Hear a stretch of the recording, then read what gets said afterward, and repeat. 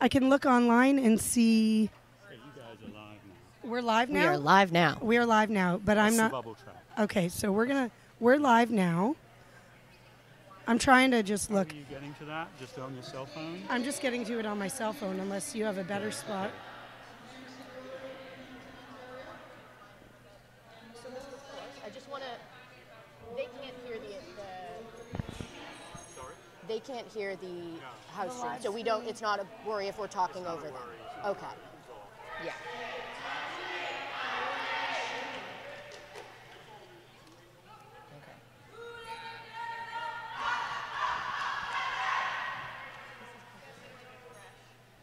All right, so I guess we're live here, Fury. If you're, we Yeah, can't quite let's see get it, started. I'm going to believe that we are live, even though I can't see it for myself.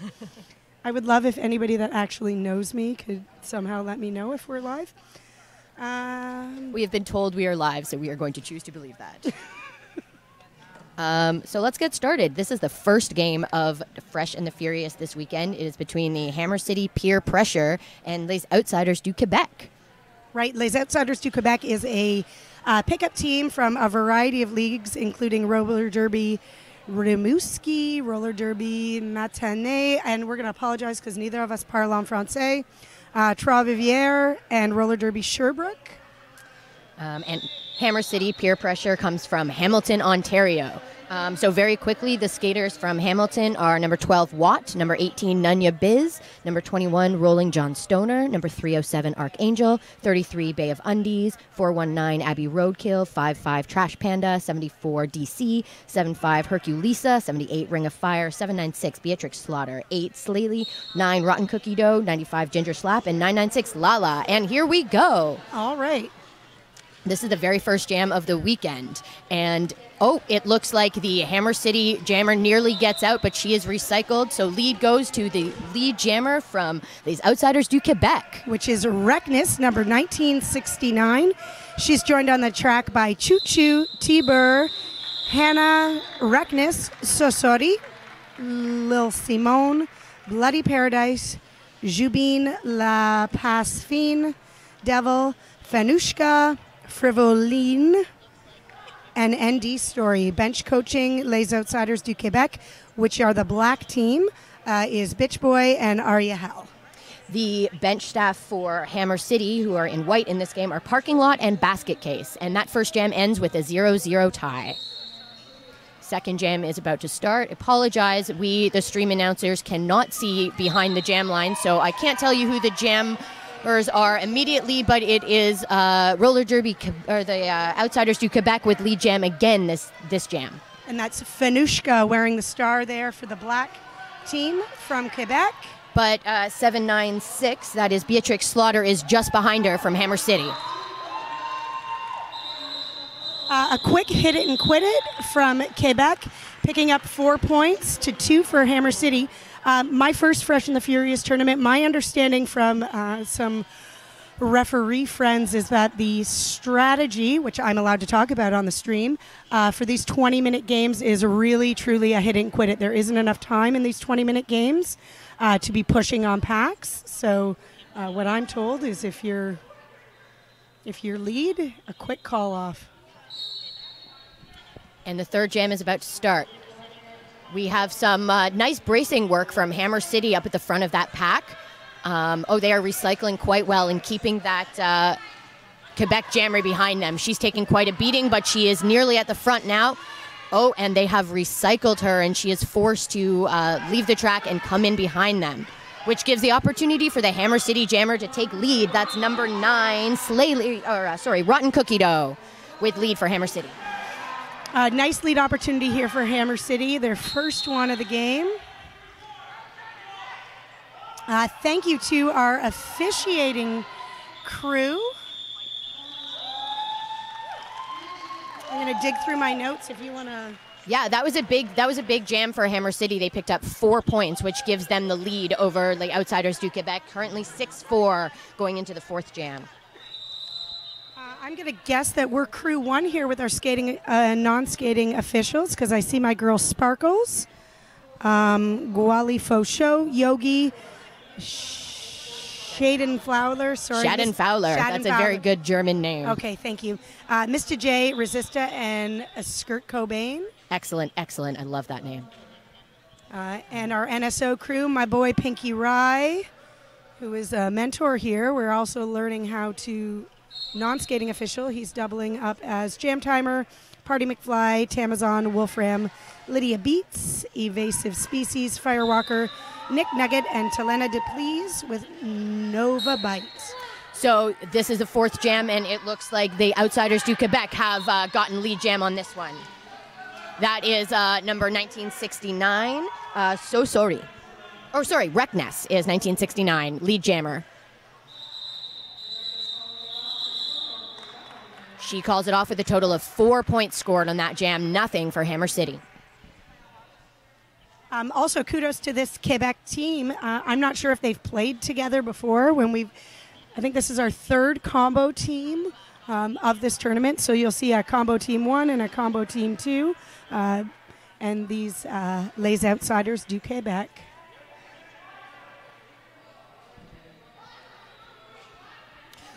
For this Jam 5, we have Hammer City starting at the front of the pack, and they get their jammer out very quickly. That is number 8 from Hammer City, Slaley, but she is followed close behind by number 77, Fanushka from Les Outsiders du Quebec.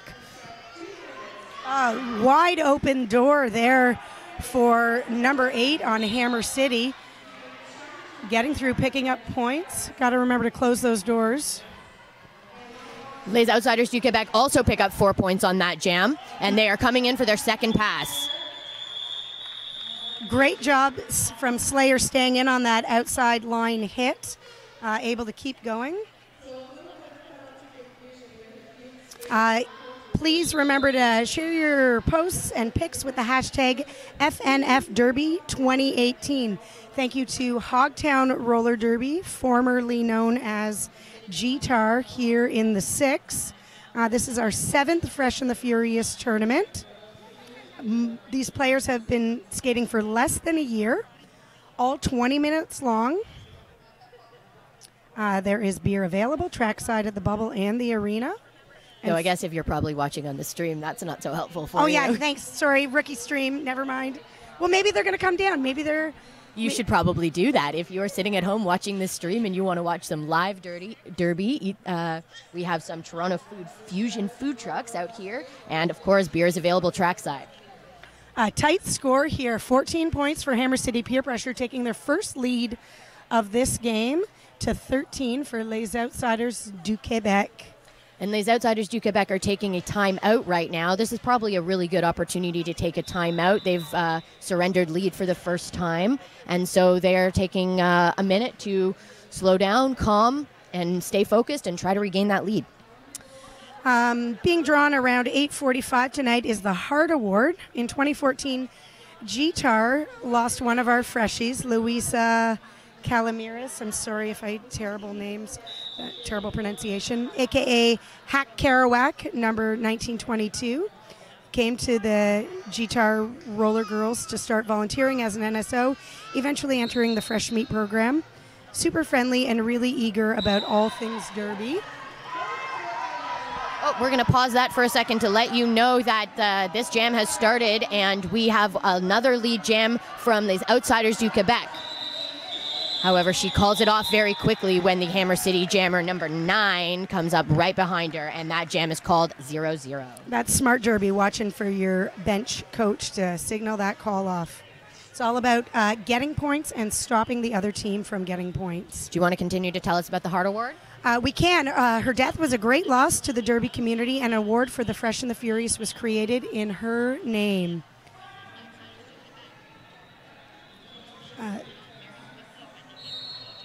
Okay, Jam 7 has just started. We have Hammer City in the front, and that seems to be working for them because they get their jammer out first. She is lead, number 18, Nunya Biz.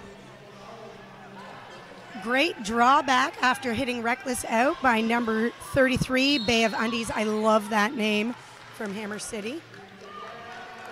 Quality Canadian content right there. Hammer City's jammer, or Hammer City's coach signals for their jammer to call it off, and she does, picking up 4 points and nothing for the Outsiders du Quebec in that jam. Shout out to Parking Lot from Hammer City, a longtime loved and experienced referee here in Southern Ontario. Hanging up his skates and picking up that A for Hammer City this season has been a really incredible thing for that league. Wonderful to see leagues grow and skating officials staying in the game, but off skates. Hammer City has a blocker in the box right now, but that doesn't stop them from taking the start line, the pivot line in this jam. Oh, and they have a really nice drawback on these Outsiders du Quebec's jammer, which releases their jammer, and she takes lead jam. That's number 796, Beatrix Slaughter. Oh, amazing little apex jump from Fanushka, getting through on her initial pass. That's not something we see a lot in these Fresh and the Furious games, because as a reminder, these are all skaters who've been skating less than a year. We all have to jump those cones, do our jumps in our MSRs, which is always the most terrifying thing for me. So really impressive to see a tiny little apex jump from a fresh skater. Oh, and it looks like Hammer City's jammer, who had lead, has ended up in the penalty box. So that gives Fanushka from these Outsiders to Quebec an opportunity to jam solo on the track. This is a power jam for les Outsiders du Quebec. Hammer City deals with her quite well, though, and they recycle her, and she's forced to go back to the back of the pack. Trying to cover that inside line. No dice for peer pressure. Fanushka sneaks through on that inside line to pick up a full set of points. We're going a full 2 minutes because I believe Hammer City had lead and then on the box. That's the second pass I've seen Fanushka take that outside line. I'm sure Parks telling his team to stay together. She's coming around again. She's got great speed going around that track. Nice job covering the inside line from number 74, DC, on Hammer City. And Hammer City's jammer has exited the penalty box, and she's re-entering the pack now. She almost manages to sneak through, but these Outsiders to Quebec's fantastic blockers managed to pull her back, and she's recycled as well. An epic 23, I think 25-6 jam for Les Outsiders du Quebec. Not surprising, Park's going to take a timeout here and regroup with his ladies on the track. A 36-24 run, even with that epic 23-point jam, still could be anyone's game with 11 minutes still on the clock. These power jams can end up being real killer in 20-minute jams, because 2 minutes goes a long way when you're only playing for 20. It really does. Going back to the Hart Award, sorry, it was a big write-up because it's an important thing here. This Hart Award is going to be awarded to one of the freshies involved in this tournament who demonstrates great heart, determination, and a positive attitude. This award won't necessarily go to the best skater or the MVP, but to a skater who always stays positive and never gives up. Oh, my heart, I'm getting the feels here. Coaches from each team will submit the name of the one skater on their team that best demonstrates these qualities. The winner will be chosen from the set of names that are submitted on time by a random draw. The winner will be announced just before the final game, around 8:45. Really incredible. I always like to give MVPs when I'm skating to someone who sort of blew my mind. I wasn't expecting them to do that. They played out of their comfort zone. Those best skaters always win the awards. It's nice when that heart goes to who's the heart on the track. Thanks for that information. That's really great to know. Announcement coming at 8:45 in advance of the final game. But here we are in the first game, and the jam is going. It looks like the Hammer City jammer gets out for a quick lead. That is number 8, Slaley. She's had a great game so far today. And she is back around very quickly. She's got good lap speed around the track. But the Les Outsiders du Quebec jammer, number 84, Frivoline, has escaped on her initial pass. Quick call off from Hammer City, putting 4 points up on the board, holding Quebec to 0. That's the way we do it. We chip away at those points. That was a big jam for Hammer City. They really needed a good jam to come back from that power jam against them in the previous jam. So that things are looking up for them. They're only down by 8 points right now. It's 36-28 for Quebec right now.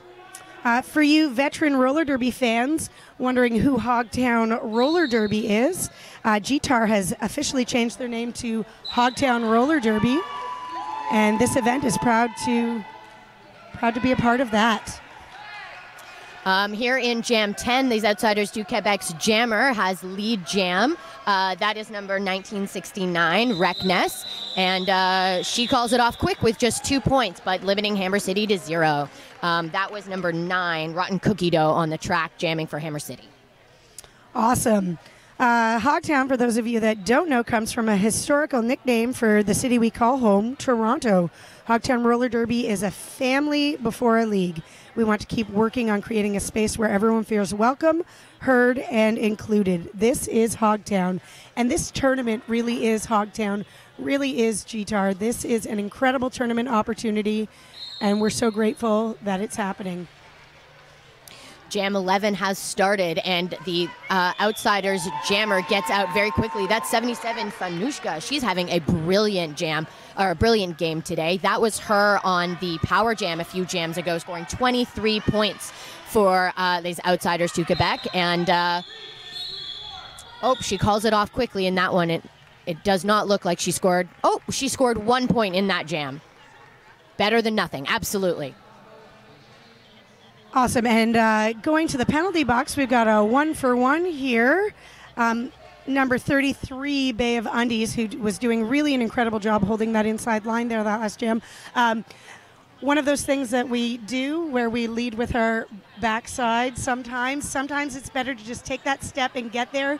We're often not sending our rears covering enough, and unfortunately that dynamic booty did not quite make it there once, and then she got herself a penalty. But I'm keeping my eye out on that number 33 on peer pressure. I really like the way she's blocking.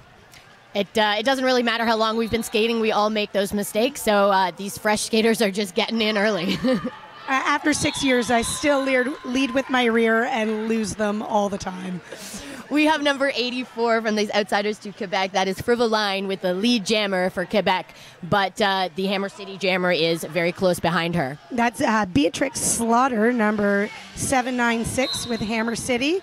Coming in, nice little inside line, taking it there as the Roller Derby Quebec pack seems to have broken up here. Frivoline calls it off with 4 points to her, no points to peer pressure from Hammer City. That is a very good jam for Les Outsiders to Quebec and brings our score total to 44-32 with only 7.5 minutes to go. It's a close point spread. 12 points is really nothing in roller derby. We've already seen 23-point jams out of these teams.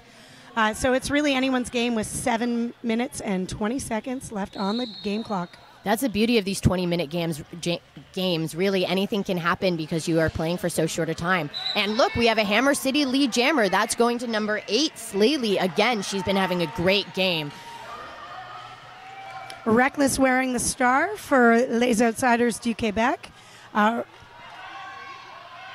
Coming up on the pack.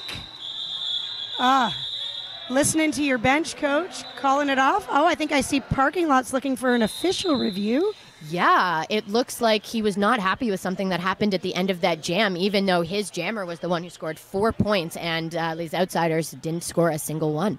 And in most regulation WFTDA roller derby, coaches are allowed to officially dispute a referee's call once per 30-minute period. I am figuring that we've got...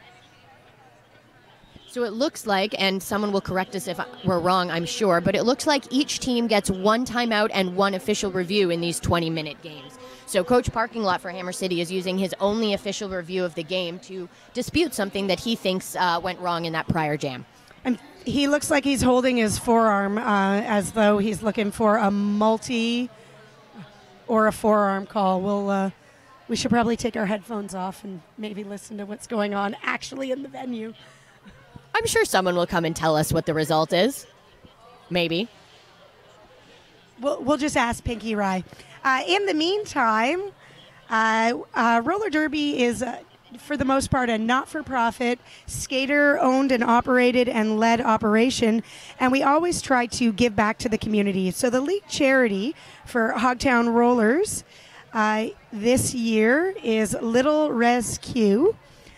Shares proceeds with the community and charitable organizations this year for Little Rescue. Little Rescue is dedicated to help the growing number of turtles, oh my goodness, in the pet trade find proper homes and educating the populace on their correct care.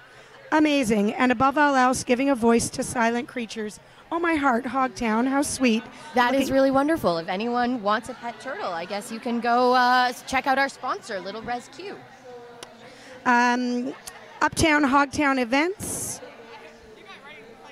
Yeah, Hogtown Rollers have some upcoming events. On August 11th, they have a home game. And, that'll be here at Ted Reeves Arena. Yep, and another one on September 8th. So check those out. Neither of us listened to what happened in that official review. What was that official review about, anybody? Looks like we're back in action. And it does not appear that Hammer City won that official review, whatever it was about. We will do our best to get you that information later if we can. But it looks like in this jam, we have a lead jammer for number 77, Fanushka from Les Outsiders du Quebec is going to the penalty box, which gives Hammer City number 9, Rotten Cookie Dough, the lead in this jam. Do we have a penalty box sponsor? Let's dig through that paperwork for that.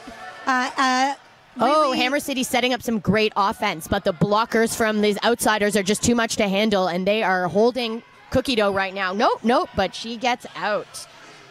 Got to look for that full push to one side for these rookie skaters. Great opportunity. I'm loving the big step footwork here on number 9, jammer Rotten Cookie Dough. And no fear, just slicing through that pack. Really important opportunity for Hammer City, a 10-0 run, putting them in the lead, 46-44. I'm hoping we're hearing cheers. We have a lead change. I was hoping we'd get to say that. And a really impressive one, 10 points. Anyone's game here with 5 minutes and 30 seconds left on this game clock. That was a power jam for Hammer City because the Outsiders jammer was in the box. So you can really see the impact that these jammer penalties have on the results of these short 20-minute games. We only have 5.5 minutes to play left in this very first game of the 7th annual Fresh and the Furious tournament. Oh, it looks like these Outsiders to Quebec jammer is nearly out, but she is recycled by the Hammer City blocking core. That is a great core of blockers they've managed to put out there. But the Outsiders jammer gets out nonetheless. That is number 84, Frivoline. She's also had a really great jam. We've seen a couple of big points scored by her. It appears the Hammer City jammer is in the box, so this is yet another power jam for Les Outsiders du Quebec. Great offense there from Les Outsiders du Quebec. They did that split thing and sort of sandwiched that wall of white from either side. That takes some real strategic learning. It's hard to learn that as a fresh jammer. Some skaters go years without knowing how to do offense properly. So I'm really impressed with some of these fresh skaters who've been playing under a year and still have some really well-coordinated offense. And back and forth. We had that lead change again here. Roller Derby, Les Outsiders du Quebec picking up 9 points, putting them in the lead 53-46. Pinky Rye showing me a timeout for Hammer City. Parking lot's going to slow them down after that. So this might be a really good opportunity for us to talk to you about some of our sponsors here at the Fresh and the Furious tournament this weekend. We would like to thank all of our season sponsors, the Pie Commission, Complete Energy Solutions, Magnum Fire Protection, the Ingirv Group, Mayflower Landscaping, and RollerGirl.ca. Sponsorship in roller derby is such an important thing.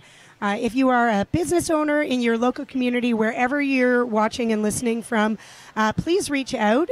These girls are working so hard to grow this sport. Roller derby is a life-saving, life-changing thing for many of us that really needed something empowering in our lives. and it costs money. So sponsorship is really important. Also venue space. I'm going to take the opportunity here in Southern Ontario. I can think of 3 leagues that are really struggling to find a home venue. So if you can keep an eye out on spaces in London, Hamilton, and Toronto, leagues are looking. We are about to get started in this next jam here. Hammer City blockers are taking the front. That is 74 DC leading that tripod. Oh, and the Hammer City jammer squeezes through on the inside and she gets lead. That's number 796, Beatrix Slaughter. But it is the Outsiders jammer who gets out first, and Hammer City is forced to call it off. No points to either team. Yeah, knowing our strengths and needs is important in all aspects of life, and most importantly on the track. If you've got lead and the opposing jammer is already past you, it's so important to just shut them down and call that off. It looks like the Outsiders blockers are taking the front of the pack for this jam. It is only 3 blockers for each team are on the track right now because 1 from each team is in the box. Oh! A little amazing jammer on jammer action as number 8 from Hammer City. That's Slaley. That Slaley hits Fanushka right off the jam start whistle and picks up lead. That was a very close jam, but it looks like Hammer City picked up 2 points. We're still waiting for the refs to put up points for these Outsiders. There's some dispute. But no, it looks like she did not pick up any points in that jam, so that's a 2-0 jam for Hammer City. Every little point counts in these quick 20-minute games. Only 2 minutes and 44 seconds left in this 48-53 game. Anyone's game still. We again have some very good blocking happening from the Hammer City pack. They are holding that tripod together, but even so, it is these Outsiders jammer who gets lead, but number 9, Rotten Cookie Dough from Hammer City is right behind her. Peer pressure is peer pressuring right now. Oh, you like that, eh? I do. For anyone that's local, Hammer City Peer Pressure, that name comes from Pier 8, which is an amazing, absolutely gorgeous outdoor skating venue and the Hamilton Harbor. I'm going to have to check that out. I've never been there. It is outstanding. There's not really any shade, so you don't want to go on the hottest day of the year. Bring lots of water. But yeah, nice breeze anyway. Oh, I think we have an official timeout being called here, so that's when the officials need to call a timeout for some reason. And it looks like they're going over to talk to the Les Outsiders bench. Seems someone did not report to the penalty box.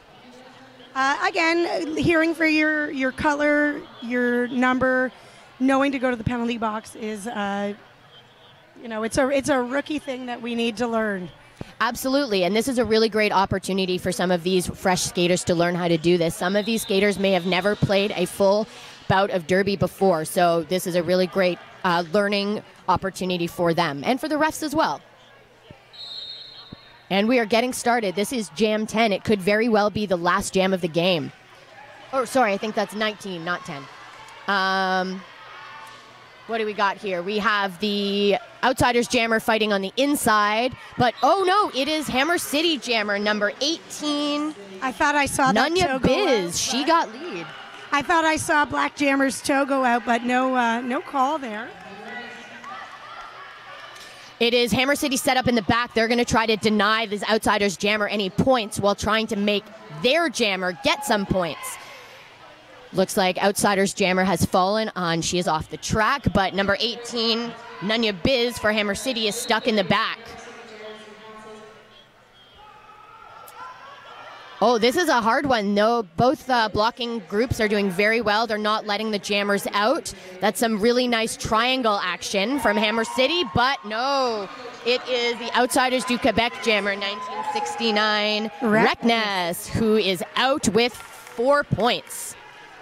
That's got to hurt for Hammer City. They need some points in this jam to be able to win it. She's not looking, and Park's screaming for her to call it off, shut them down so that roller derby, Les Outsiders du Quebec can't pick up anymore. Oh, and my girl number 33, Bay of Undies. She's a monster out there today. My new derby crush there. Going to the penalty box for being a monster. That's it. So that was a 6-4 jam in favor of Les Outsiders du Quebec, even though they did not have lead. That hurts Hammer City. They now need to get 7 points in this last jam in order to win this game. No. Oh. This is going to be our last jam, as there is the period clock has run down, and Fanushka, number 77 for Les Outsiders du Quebec, has lead. She can win this game anytime she wants by just calling off the jam. She attempts an apex jump, doesn't quite succeed. Oh, and she is going to the box. Offense, Hammer City, offense. Get her out, get some points. You only need 7. You need to get her through this one pass. This is an excellent opportunity for Hammer City. Oh, wow. Their jammer is out, and she is coming around for a scoring pass. Oh, sorry, that was her scoring pass. She picked up 4 points. 4 more points in this pass, and she can win the game. Oh, and that's it. An extra set of points. Jammer is standing. We're going a full 2 minutes here. Park is starting to get a little excited there on the... Hammer City's jammer cannot call it off because she was not lead, but neither can the Outsiders jammer because she lost lead when she went to the box. There are 56 seconds left in this jam. Les Outsiders jammer comes roaring out of the box, and she scores 4 big roller derby points. Keep skating, keep skating. Oh my goodness, watch that offense. Oh no! 4 more points for Les Outsiders du Quebec. Hammer City's jammer's got to keep skating. She has got to match points. She gets out. 4 more points for her. This is all about speed right here. They need to stop those jammers. Oh, Fanushka taking big hits and just getting up. I'm getting really excited here. Me too. Because it is 70 to 69 right now. The coaches are yelling at their jammers to skate, skate, skate.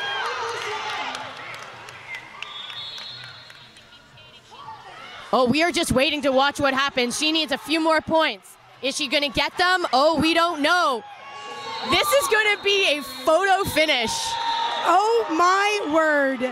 Unofficially, 73 to 70 for your peer pressure, Hammer City. 21-point jam. Amazing. And 11 points. 2 high-scoring and exciting jam. My goodness. Wow, what a way to end the first game of the 7th annual Fresh and the Furious tournament. That was a nail-biter right down to the final second of the final jam. I'm really excited. Thank you, Fury, for doing this first live stream of my life. Thank you, Viola. I had fun as well. I'm looking forward to the rest of the day. I don't even know if I want to watch us online after this because I don't know how any game after this is going to be able to compare to the exciting end of that game. Every other game for this weekend or this day has a lot to live up to. And I know that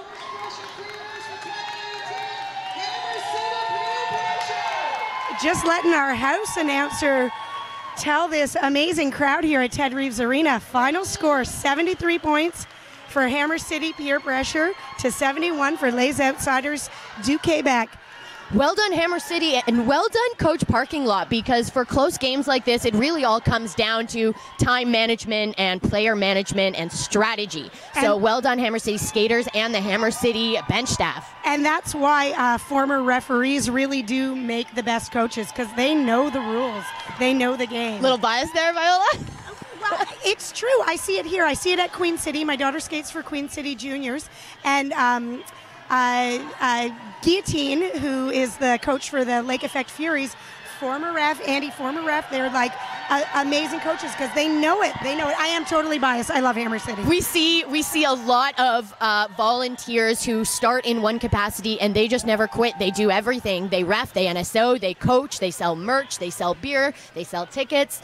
Once you get involved in roller derby, you sort of you're stuck in for life, right? So if you're interested in getting involved, you should check out Hogtown Roller Derby or Hogtown Rollers. And that is it for our first game. Thank you for joining us. Thank you so much. I look forward to being on the mic with you again soon. As do I. All right. I'm at Viola DeRolla out. I'm going over to the bubble to watch my sister. That's great. I am Trial by Fury, and I am out as well.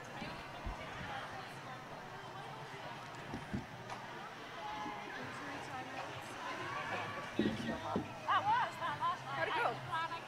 We're still hot. We're live. Just always assume we're live. Always live here. It went well.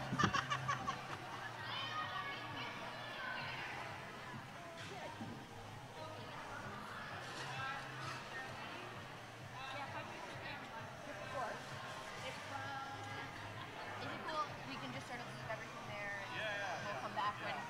Cool. Just remember the mic's alive, so, you know, choose what you talk about.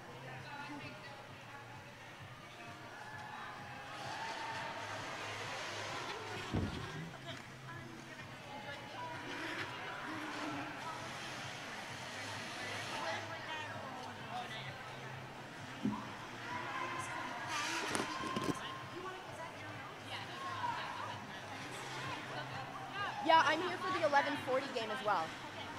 So I'm just gonna go say hi to some friends and then I'm gonna be back here in 5 minutes.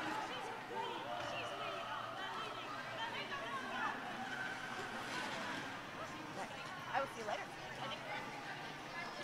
We've had an eventful first game in the bubble. He's gone for the ribbon and just making sure and I mean,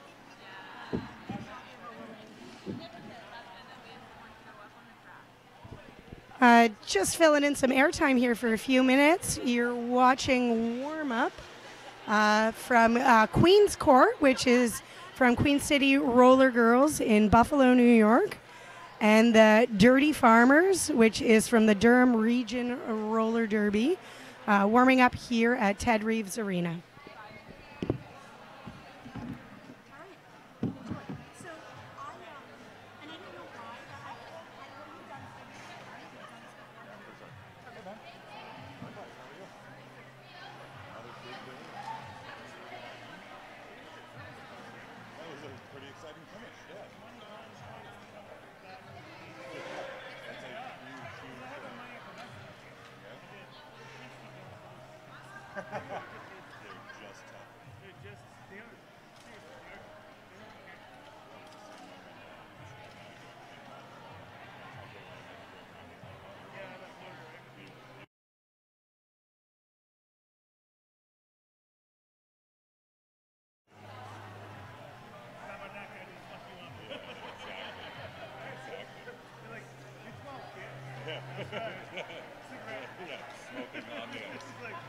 I don't wear a helmet.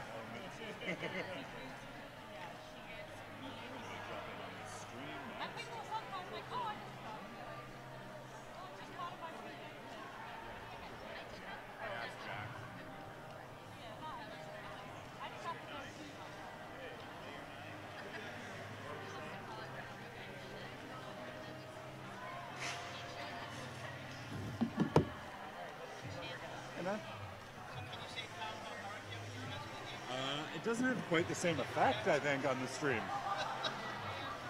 But I'll save the voice for when I'm doing the house. Hey, Neil, how are you? Good, how are you? Very well, thank you.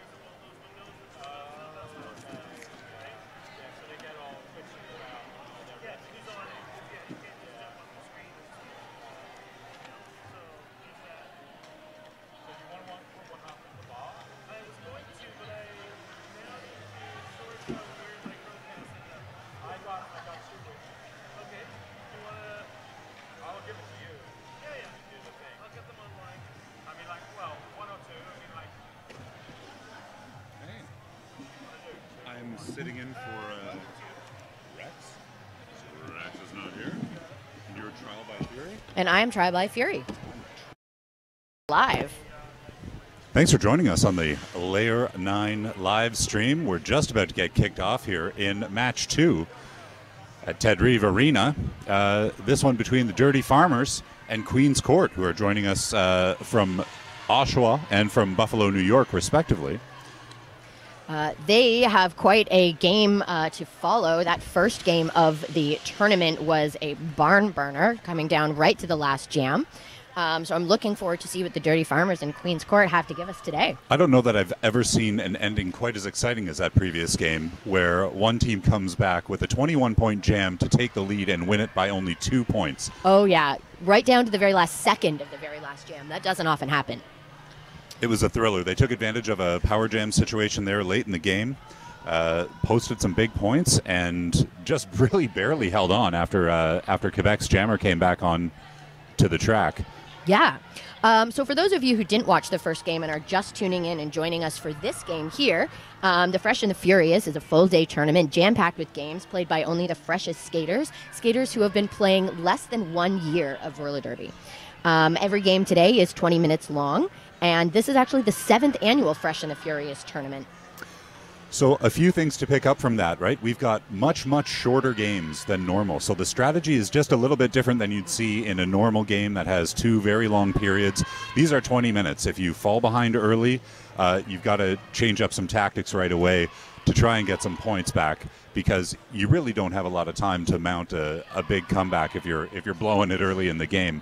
And again, the freshest skaters. So we're looking to see some people who maybe they're not the seasoned veterans.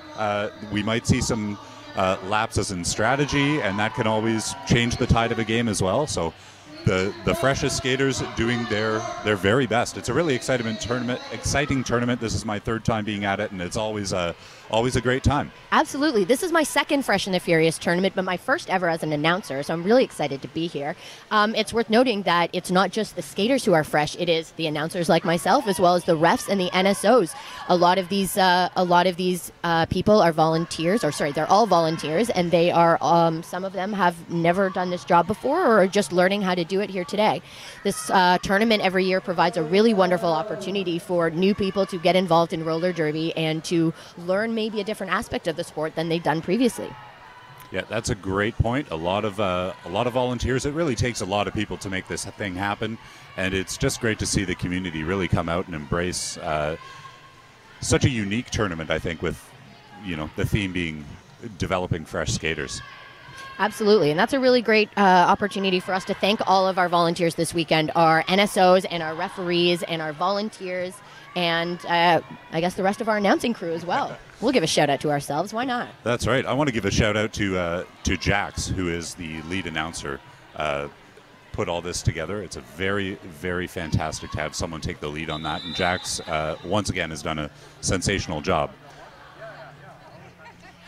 Maybe before we get started, it's a good opportunity for us to tell you who is playing in this game. So on the Dirty Farmers, who come to us from Durham Region Roller Derby from Oshawa, Ontario, we have number 02, Tess Truehart, number 10, Don't Hassle the Hoff, 11, Miranda Wrights, 13, Fear Liz, 14, Glam Morgan, 19, Noxious Nightshade, 1979, Death from Abroad, 23, Rebel, 34, Zombie, 42, Old Yeezy, 45, Diagon Alley, 57, AK, 7805, Bam Zoni, 7809, Boa Constrictor, and 975, Demise. And on their bench, we have Gamma Bomb and Wheels of Steel.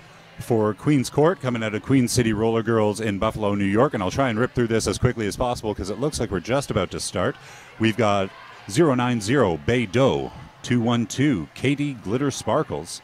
Number 31 is Butthurt Tart. Number 333, Sour Mom. 410 is Mini Mean. 55, Gildo. I guess that's Jill Doe, sorry. Number 810 is Nips Don't Lie. 82, Legend Berry. 857 is Alex Slammer the Great. And we have started here, so I'll get through this. There we've got Kylo Ren, Kiss of Death. Sorry, we haven't started. That's a very effective looking practice. That threw me right off. Number 999 is Kiss of Death. And on the bench, it's Bobcat and Necromatrix. So we have the two teams out here. They're just warming up, and they're looking really good while they're doing it. So that confused us for a moment there. We now, I guess, have time to give a shout out to our officials in this game. So I think this is Crew 2 who is heading off this pack here. So we have White Noise, Queen Helsa, Cheat Skates, Lolo, Vile Lovett, Mr. Kennedy, and Owly Shit. One thing I do want to note as well is the Dirty Farmers are the team in black with the John Deere looking logo, yellow on green logo, and the team in white is Queen's Court. So that should keep you straight while you're watching. Queen's Court in white and Dirty Farmers in black. I do appreciate, though, that some of the skaters have some added color in their outfits. We have some very cool-looking shorts over there on the Dirty Farmers team. The bright green shorts really bring out the green in their uniforms. And if you're interested in buying some cute shorts of yourselves, we've got Monster Muffin and Rumbling Rage and a couple other different vendors here, which I can tell you all about if you're down here in our venue and want to check out our vendors. We have Gentle Force Jewelry, Monster Muffin, Rollerskating.ca, Neon Skates, Rumbling Rage, and Six Skates, Bite Me Boutique, and Sweet Legs. So those are some of the different vendors that you can see here in our venue at Ted Reeve Arena. Yeah, perhaps you're watching finals in the World Cup and just biding your time, waiting before you head on down to Ted Reeve here. We do encourage you to come down. It's a really wonderful event. We've got the arena going. We've got the Bubble, which is an arena right next door to us, is hosting matches as well. Vendors on both sides, food trucks. So if you're debating whether or not to come down here, I think the debate is over. You got to get off your butt and get on down here. We're in beautiful East York, right at the corner of Main and Girard, accessible from GO Trains and TTC as well. So swing on by. If you are further afield, or if you're watching this after the match has already taken place, then just sit back and enjoy yourself, really. We'll give you everything, all the information that you need to know to keep this thing straight. So as you might not be aware, this tournament today is a bracket tournament. So the first game between Hammer City and these outsiders du Quebec, the winner of that game, which was Hammer City, will go on to play Our Ladies of Pain from Guelph. That's later today at 12:20. And the winner of this game, the Dirty Farmers versus Queen's Court, will go on to play the Toronto Vipers at 1:40.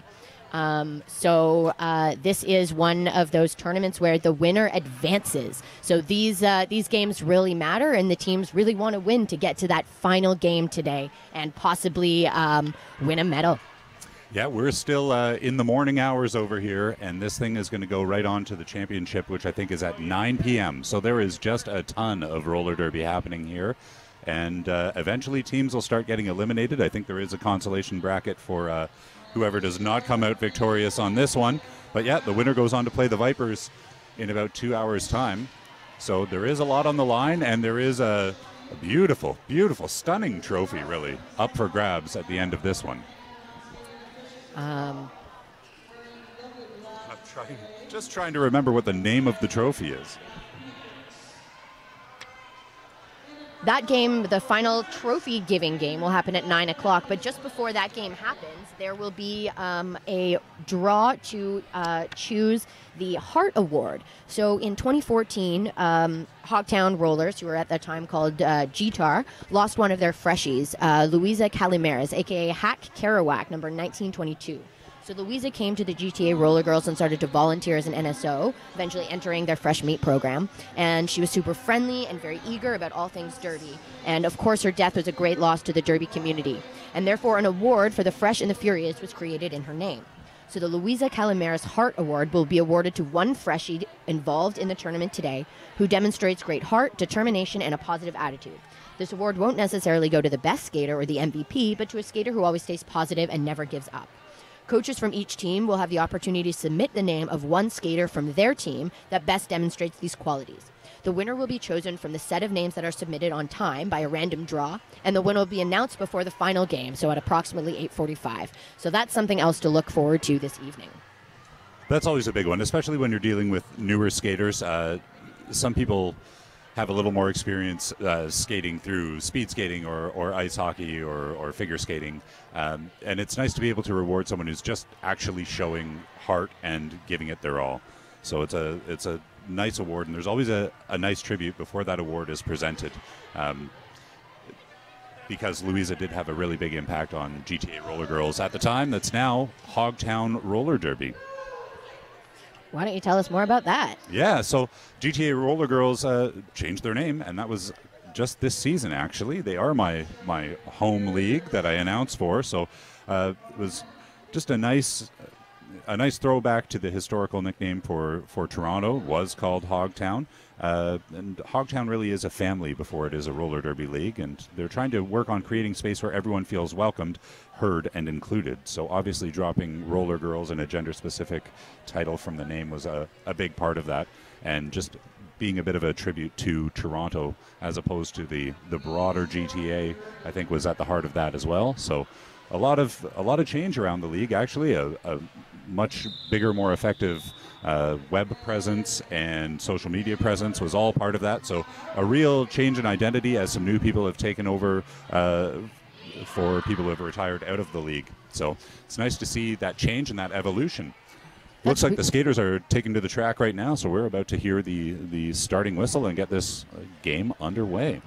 Speaking of a bigger media presence, you can follow along with us today at hashtag FNF Derby 2018. Sorry, that's FNF Derby 2018. You can follow along with us on Twitter and share or Instagram as well, and share your posts and pictures. And we will try and take a look at those throughout the day.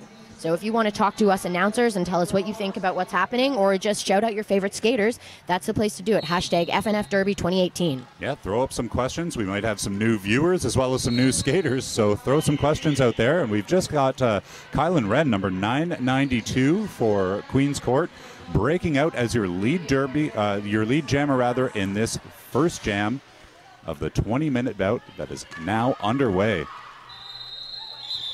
She calls it off after what looks like 4 points that are being given to her. So that is a 4-0 jam for that's Queen's Court. Taking the old hit it and quit it approach. I've been told that in these 20-minute games, that is the best way to rack up points and force your opponents not to get any, because 20-minute games go by very, very quickly. You don't want to wait to score points. So apologies to all you following on the stream. We announcers can't actually see the jammers as they are lining up on the jam line, so it's going to take us a little bit of time to let you know who is who. But it looks like we have the Dirty Farmers jammer out pushing in the front of the pack. That is number 7989. Oh, sorry, bad call from me there. That was Boa Constrictor, who is your lead jammer. Now she got passed by Queen's Court jammer and decided to call off the jam. That was Butthurt Tart, who ended up passing Boa Constrictor. So Boa does the right thing and calls it off before Butthurt Tart can steal any points. But not before she scores one of her own. So that means 4 points for Queen's Court right now and 1 for the Dirty Farmers.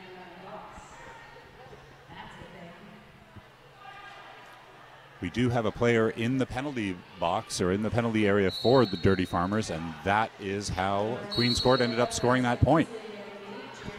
Kyla Wren, 992 from Queen's Court, gets out with lead again very quickly. I can see that she's going to be a jammer to watch in this game. Fear Liz is your jammer, number 16 for Dirty Farmers, and she's down on the inside of the track just as Kylo Wren comes blistering into the back of the pack and shredding right through without much difficulty to put 4 more points on the board.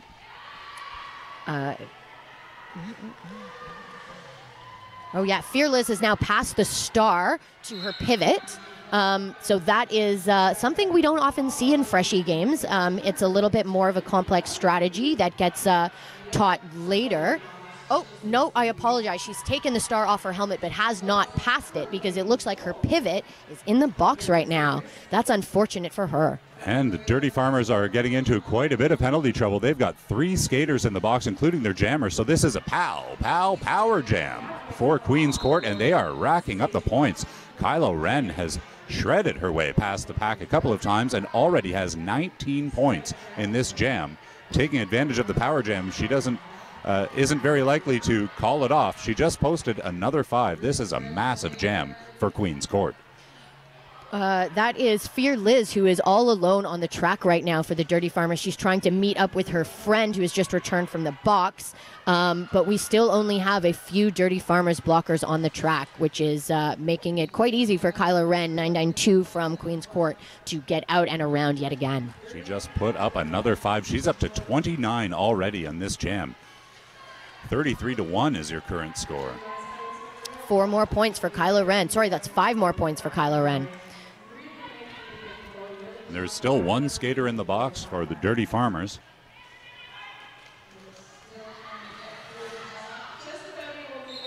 Kylo on another approach, but time has run out. Grand total of 34 points. What a huge jam, and creating a giant deficit for Dirty Farmers to try and dig out of. And I see that their coach is calling a timeout and just wants to reset her team a little bit. That's a good call from the Dirty Farmers coach. This is these 1-minute timeouts are a really great opportunity for teams to collect themselves, focus, and try to stay calm and not let the other team's points sort of get in their heads. So they're going to take that opportunity now, which gives us a really great opportunity to talk to you about some of our sponsors here for this weekend. So Roller Derby cannot happen without the help of the sponsors that we have today.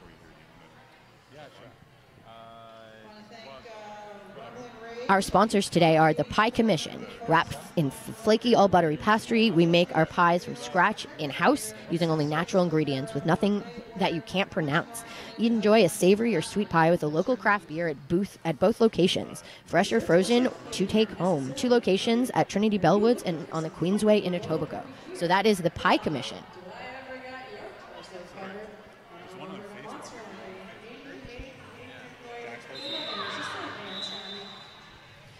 Complete Energy Solutions is another one of our sponsors. For all your heating, vacuuming, and air conditioning needs, energy management, and mechanical needs, call Complete Energy Solutions. And it looks like our timeout is completed, and we are getting ready to go again.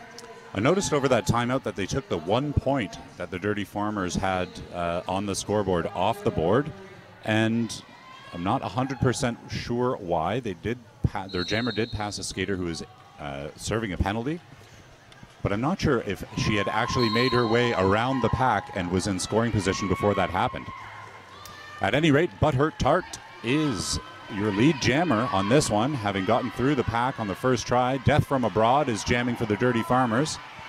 She gets out, and she's coming around again quite quickly, but not before Butthurt Heart can hit the pack and pick up some points. You can hear her team yelling at her to call off the jam before Death from Abroad can score any points, but she did manage to pick up 2 there.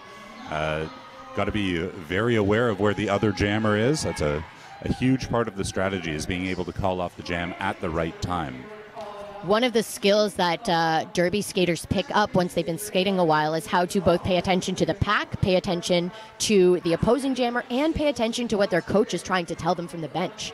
Yeah, and one of the advantages I see that the Dirty Farmers have enacted here is that they've got 2 spotters right around turn 3. So they can provide some additional advice to the jammer as they pass along, instead of just getting your advice from one spot.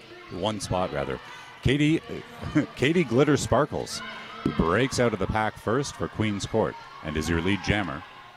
She is coming around the pack and hitting the pack quite hard, but she is able to evade them on the outside. So that is 4 points for the Queen's Court jammer.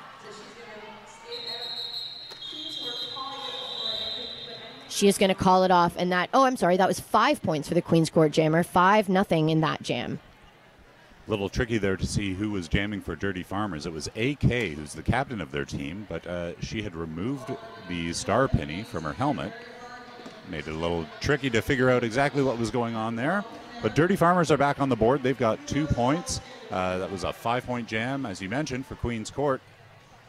And they're way out ahead with just under 14 minutes left to play. We have the Queen's Court blocking core up front trying to defend against the Dirty Farmers jammer, but they cannot hold her, and she gets out for the Dirty Farmers' first lead jam of the game. That is number 16, Fear Liz, with the Dirty Farmers' first lead jam. She is coming into the pack, and she is excited to score some points, and she manages to evade the Queen's Court blockers on the outside. 5 big points for the Dirty Farmers, and those really are big points for them this game. And the Queen's Court is just in some serious penalty trouble, much like the Dirty Farmers were earlier. They've got 3 blockers now. Actually, their jammer as well. Jammer and 2 blockers sitting on the bench. This is exactly the situation that the Dirty Farmers were in earlier when Queen's Court posted just a ton of points in one jam. And Dirty let's see Farmers what are Fearless setting can up- get done here. Oh, that was another 5 points for Fear Liz, thanks to some brilliant offense from her blockers. So a 15-point jam has narrowed down the deficit. Queen's Court still way out ahead, but that was a great jam and a great way to pick up 15 points and not give up any. So shredding away that deficit. I'm sure the Dirty Farmers are very pleased with that jam, and all they need is a couple more of those, and they're going to be right back in this game. We've still got the jammer for Queen's Court serving a penalty, so it's a power start here for Dirty Farmers, and see if they can take advantage of that again and tighten this one up even more. They do have all their blockers on the track, though, so they will be playing full defense against that Dirty Farmers jammer. They're going to make it as hard for her as possible. And they're certainly being effective right now as they've knocked the jammer down, trying to figure out who that is for you. It's 1979, that's Death from Abroad, but they do pick up a penalty, and that's number 82, Legend Barry, who's skating over to serve some time. And the Dirty Farmers jammer gets out while her blockers are playing some passive offense for her on that jam. She's coming around the track very quickly and completely evades even notice by the Queen's Court blockers, picking up another 5 points for the Dirty Farmers. Just a huge gap around turn 2, and she skated right through it. No problem. Meanwhile, the Queen's Court the jammer has passed the star to their pivot, number 992. That is Kylo Ren. That's Kylo, who had the 38-point jam earlier this bout. Very quick skater. The Dirty Farmers coach is signaling for her jammer to call it, but I'm not sure that the jammer sees or hears her. There she goes. And Buttertart picked up a penalty just at the end of that jam. You could see a little bit of frustration. I'm not sure if she was angry with the call or angry at herself, but we've got 9 points on the board in that jam for the Dirty Farmers. Queen's Court managed to pick up 4, even though they had their jammer serving time at the beginning of that jam. So still another 5-point shaving off of their deficit by the Dirty Farmers. We have 1 blocker from each team in the penalty box right now. That leaves a little bit more open space for the jammers to make it through. And the Queen's Court jammer does. She is lead jam. That is number 212 from Queen's Court. That is Katie Glittersparkles. She is coming into the pack quickly, and her blockers play some great offense for her, and she picks up 4 points. Boa Constrictor is jamming for Dirty Farmers, and she gets through the pack to pick up 4 points. Here comes Glitter Sparkles. Katie Glitter Sparkles again on a big advance and rams right into the back of a blocker, picks up a penalty there. And it's a power jam now for Dirty Farmers. That gives a really great opportunity to their jammer, Boa Constrictor, to pick up some points. She is all alone on the track. She's now approaching the pack in turn 3 there, and her offense is really helping her out. She didn't even get touched for a second on that pass there. 5 points for the Dirty Farmers. And you can see on the screen, this thing is tightening right up, where we had a score of something like 51-1, and now it's much tighter than that. And we've just passed the halfway mark of this bout. We've got under 10 minutes left, and Boa Constrictor once again gets right through the pack and posts another 5. A big jam for her. The Dirty Farmers are only down by 14 points, so really, and they still have almost 10 minutes to go, so really anything can happen in these 20-point games. Boa Constrictor gets through the pack, but has a little bit of trouble staying in bounds. Meanwhile, Katie Glitter Sparkles gets through and picks up 4 points. So both jammers are being effective in this one. Boa Constrictor posting a few more points, but here goes Katie Glitter Sparkles on the inside, totally unnoticed by the Dirty Farmers blocking team. Derby is one of the, actually the only sport I can think of off the top of my head where all the skaters on the track are playing both defense and offense simultaneously. It makes it very difficult sometimes for the blockers to both block the opposing jammer and play offense at the same time for the jammer on their team. It's a very tricky thing to do, and some of these fresh skaters I've been very impressed with so far. Yeah, you're absolutely right. You can tell that some of the players just have a little bit more track awareness than others, and you see this at almost every level, really. But it's especially evident at this level with some fresh skaters. When someone has that extra track awareness, they can be just so much more effective when they're skating. Really, it makes all the difference, and you hear that from coaches too. It's a hard thing to train someone to be aware of what's going on the track. It's not like a skating skill or a blocking skill that you can practice over and over again. So we have jam. What is this? Jam 11, I think, starting here right now. And it is Queen's Court jammer. That is 992 Kyla Wren. Again, having a great game. She is lead jammer here. And they're really depending on Kylo. They're still out in front. And Fearless, number 16 for Dirty Farmers, started as your jammer. She's taken off the penny, but was unable to pass it, and it looks like she's going to pop it back on her helmet. Hopefully she puts it back on her helmet, because if she scores any points, she's going to need to be wearing that thing. Meanwhile, Kylo Wren finds just the tiniest little gap, breaks through the pack, scores 5 points, and calls off the jam. She posted 10 points in that jam. Dirty Farmers unable to get on the board, and it looks like their coach is calling another timeout just to regroup and bring this thing back under control. Probably a good choice for the Dirty Farmers. They were really in it for a while there, and there's just a couple of jams in a row where they had some difficulty getting their jammer out. So taking a minute to regroup and refocus and talk about their game plan is probably going to help them out in the next couple of jams. While we are in this timeout, it's a good opportunity to talk about Hogtown Rollers League Charity. So each year, Hogtown Rollers share a portion of their proceeds with community charitable organizations. And this year, we are fundraising for the Little Rescue.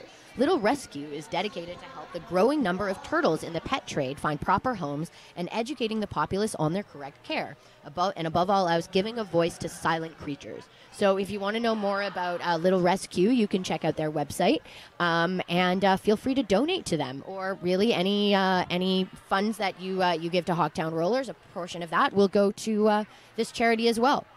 Yeah, they do a lot of fantastic work, and at some of Hogtown's home games, they do bring in a few of the turtles that they've rescued, and they're just adorable. Oh, that is a really big draw to come in and see some Hogtown Rollers derby. And you can catch the next home game right here at Ted Reeve on August 11th. Looks like the timeout is over. The officials are getting ready to start this thing back up again. Let's see whether Dirty Farmers' timeout pays off. There's only 6 minutes and 40 seconds left on the clock, so they've got to turn this one around quickly. Unfortunately, it's the Queen City Jammer, number 857, Alex Slammer the Great, who gets lead jam. But it is 1979 from Dirty Farmers, Death from Abroad, who is out and close on her heels. Alex Slammer the Great, though, gets through the pack. She was your lead jammer, got through the pack, hit it and quit it, posts 4 on the board, and calls off the jam before Death from Abroad can catch up at all. Queen's Court just protecting their lead on that jam. Yeah, that's going to be one that the Dirty Farmers aren't going to feel so great about, but that's okay because they have another opportunity to take it back right here. We have one more jam still to come. Just under 6 minutes left to go in this game, and as we said, these 20-minute games, you never know what can happen. Anyone can win. Oh, we have the Queen's Court jammer. That's Kylo Wren again, out and lead. At the same time, blocker Legendary for Queen's Court picks up a penalty, so they're a little bit shorthanded on this next pass. Luckily for them, though, they do have lead jam position, and Boa Constrictor has only just now gotten through the pack. That forces Kylo Wren to call it off, which is probably a safe call considering that the Queen's Court is up by 45 points now on the Dirty Farmers. 35 points, sorry, I can't count. I want to shout out to one of our sponsors, the Pie Commission. Wrapped in flaky all-butter pastry, they make their pies from scratch in-house using only natural ingredients with nothing weird that you can't pronounce added. Enjoy a savory or sweet pie with a local craft beer at both locations. 2 locations to serve you best, Trinity Bellwoods and on the Queensway in Etobicoke. That's the Pie Commission. Thank you for your sponsorship. That sounds absolutely delicious.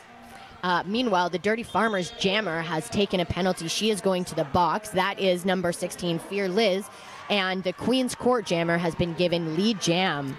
And that's Baido. We haven't seen Baido jamming yet in this bout. Sometimes when a team has the lead, they can switch it up and give someone else a chance, especially at this fresh skater level. It's nice to give people an opportunity to switch up roles. When you do have a little bit more of a comfortable lead, you can take some risks and give someone else a chance. Baido, though, does get slammed and blocked hard, falling down to her back, but she's back up and pushing hard and is now through the pack. So after being knocked over, picks up 5 points. That is thanks to her blockers, who are playing some really nice train offense on the inside line, opening up that lane for her to get through and get those points. And she is back coming around again. You can see her blockers have just moved right over to the side. They let Baido approach the pack and then jump back in and try and push all of the Dirty Farmer blockers away. She manages to get through. She's put up 15 points, a very effective jam for her first one of the bout. Time is winding down now, and Queen's Court is just knocking on the door of the century mark here, sitting at 99 points.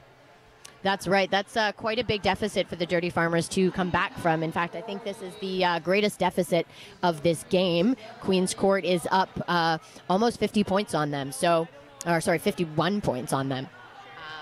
It doesn't help that Dirty Farmers Jammer is serving a penalty right now. That's a power start then for Queen's Court. And if they continue to take advantage of these little situations, we're going to see them victorious at the end of this one. A little too early to call, but certainly seems like they've got a distinct advantage at this point of the bout. And KT Glitters from Queen's Court does get lead jammer. But Liz Fear from the Dirty Farmers is back in attacking position.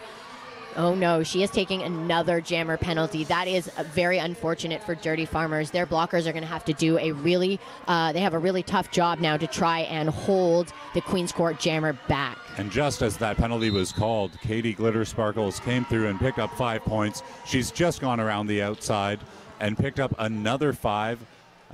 So Queen's Court really dominating in this jam. Time is winding down.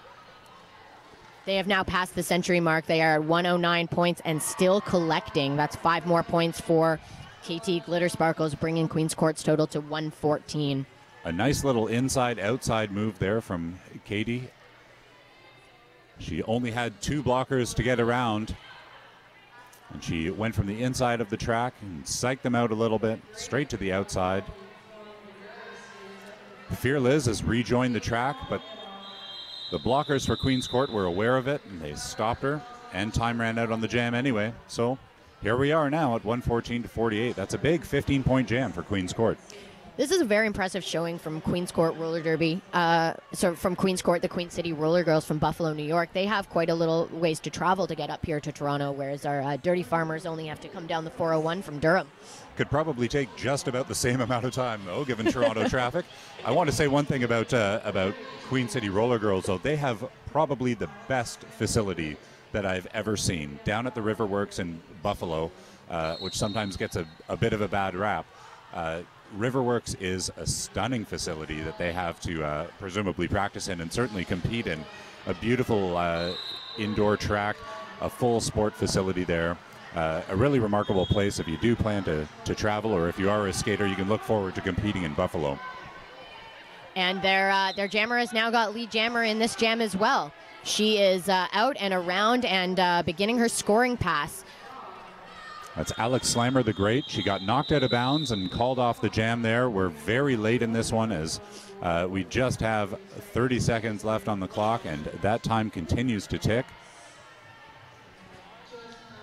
We will probably have just enough time for... Oh, unless someone calls a timeout, we might... We'll see. I think we're going to have one more jam to go in this game.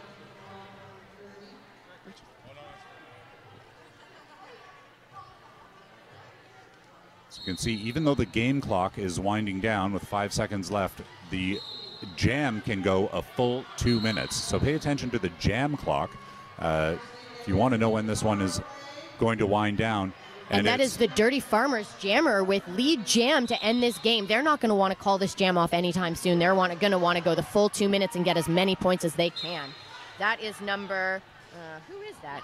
Death from Abroad, I believe, with lead jammer correct. for the Dirty Farmers. And we've only got one skater now on the track for Queen's Court, as almost the entire team is serving a penalty, including the jammer for Queen's Court. Getting more than 50 points in a jam has never been done, but Death from Abroad is doing her best to try to beat that record right now. That's right. We did see a pretty magical finish in the previous bout. I don't know what Death from Abroad is going to be able to pull off here, but certainly with 14 points already and still a minute left on the jam clock and a very, very clean pass, she's doing her absolute best. She is not slowing down at all. She is skating laps at this point and going by nearly untouched by the Queen's Court blockers. She's coming in again for yet another pass, getting a little help from her blockers this time, as most of the Queen's Court blockers have come out of the box. Yeah, it looks like Queen's Court was back at full strength just at the end there. Your unofficial score to end this one off is 115-70. A big, big 22-point jam from Death from Abroad at the very end. Definitely not enough to pull this one off. We saw a 22-point jam from Boa Constrictor from Dirty Farmers, but nothing quite compared to that very early jam. I think it was the second jam from Kylo Ren, 38 points. One of the biggest I think I've ever seen, actually. Yeah, that's a hard one to come back from. You're right. The Dirty Farmers did have some sections of that game where they really made a push to reach the Queen's Court team. But it was Queen's Court who stuck it out and came out with the win. And congratulations to them. They will go on to face the Toronto Vipers at 1:40 later this day. I'm Trouble T signing off from bout number 2. And I'm Trial by Fury. Thank you so much for sharing this boutcast with me. Stick around. Plenty more Derby to come right up until 9 o'clock, the championship. Stick around on layer9.ca.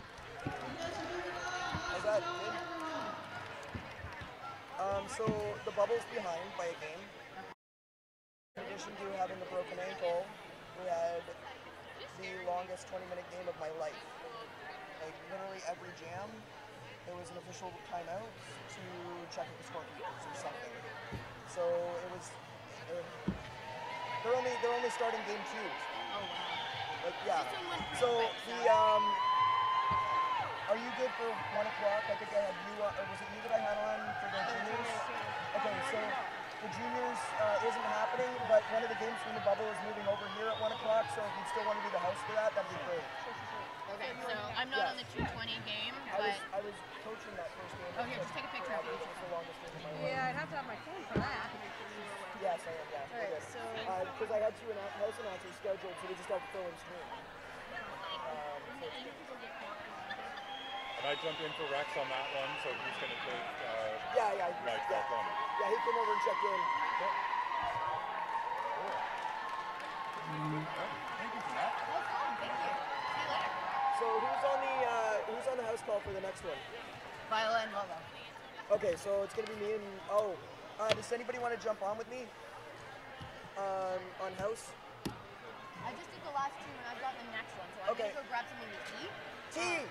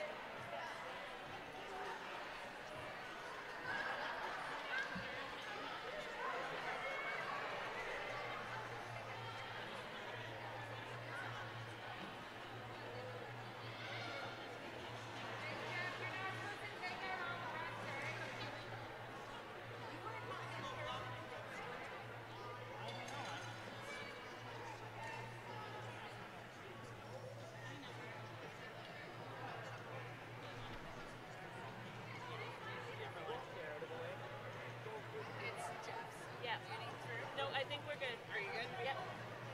How's your steering? Trust, girl, trust. Charlie drives a lot better than I do in a car. Stop it. Say that because might not be the best thing.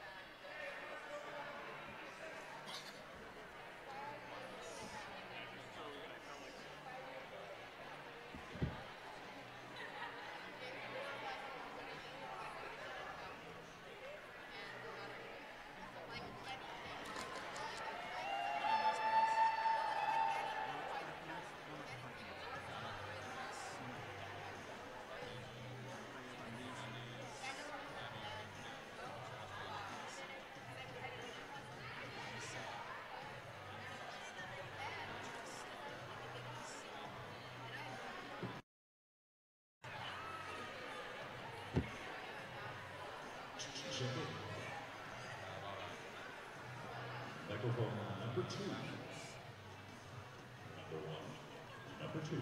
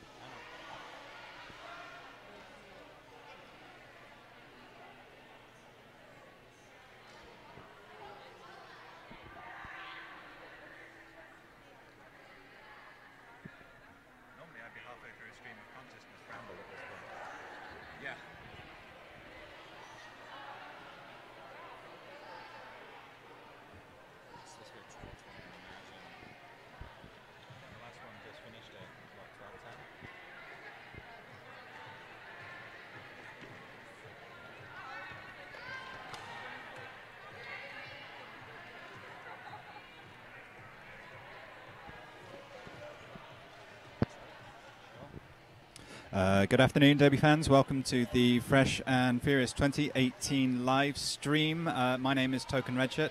Joining me is Professor X. How are you, sir? I'm doing well.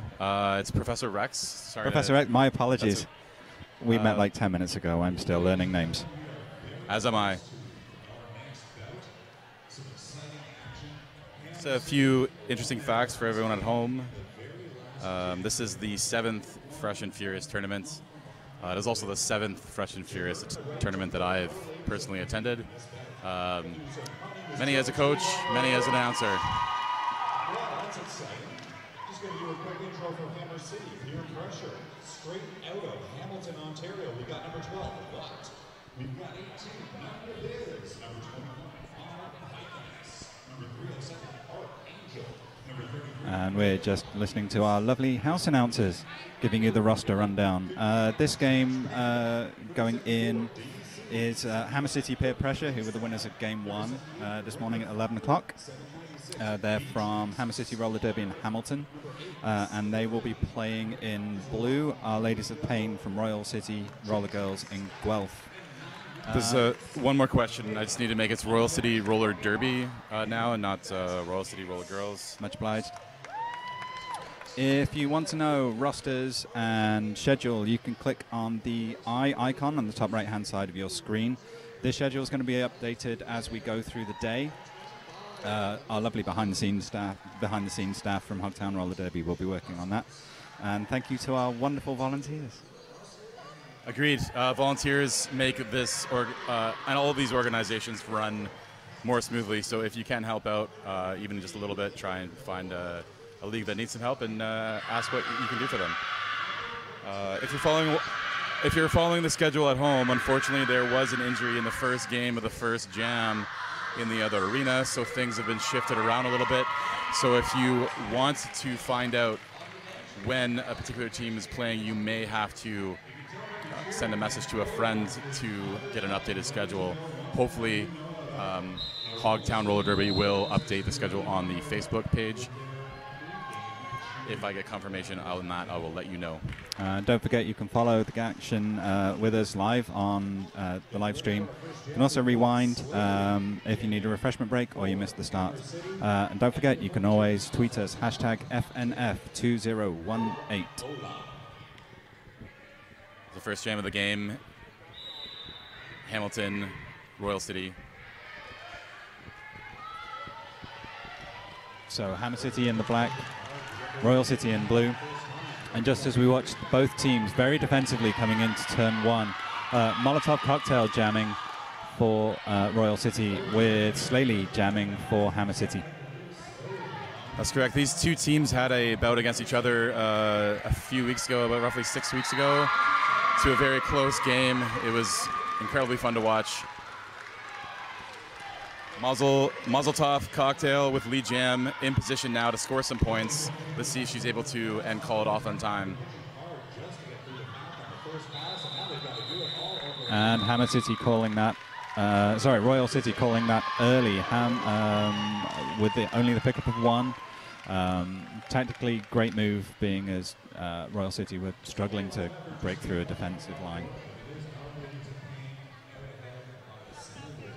Yeah, that's correct. It's sometimes a little more difficult to score points on the scoring pass, especially if your team isn't helping to come back and break up the defensive wall with some offense.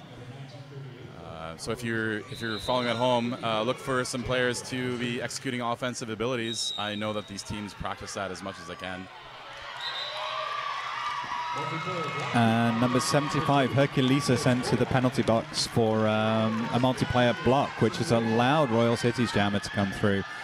But watch the Hammer City jammer right behind.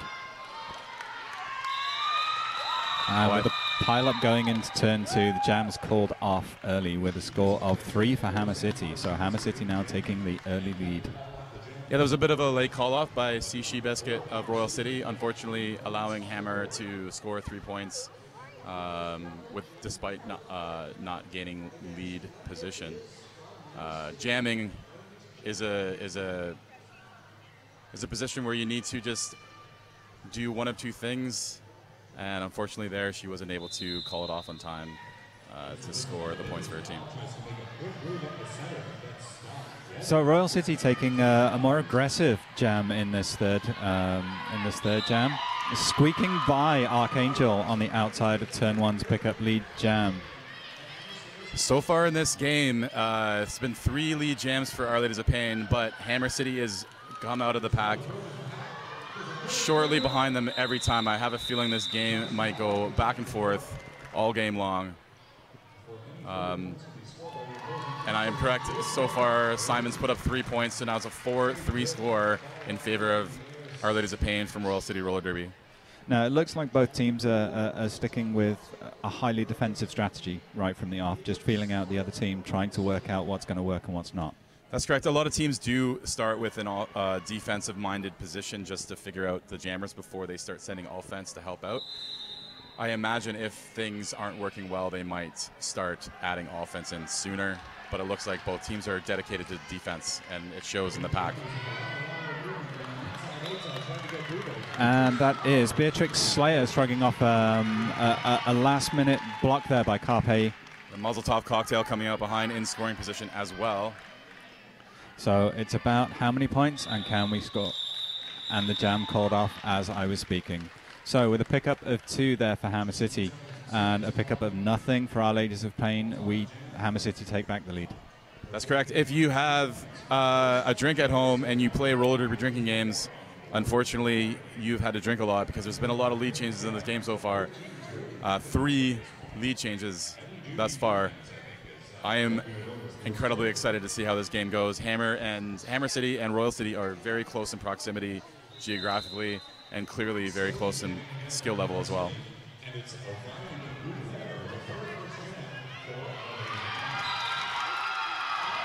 And Carpe Blockham making life really, really difficult for Slaley right there, and allowed Our Ladies of Pain's jammer, yes, I do this one. That's right, and Carpe Deckham, just a monster in the pack for Royal City Roller Derby's Our Ladies of Pain.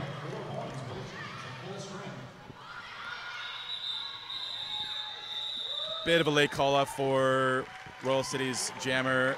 Unfortunately gave up 1 point, but still did score, therefore. Do another shot. We're not endorsing drinking right now, but you know, if you're playing the drinking game, that's another one. At least it's after 12 o'clock. Oh, it's 5 o'clock somewhere, right?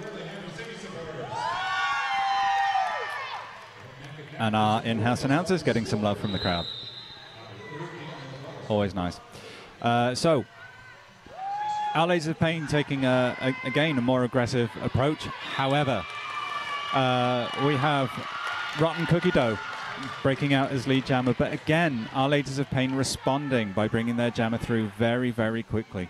Nice, solid defensive back wall from Royal City. Both jammers hit the pack hard.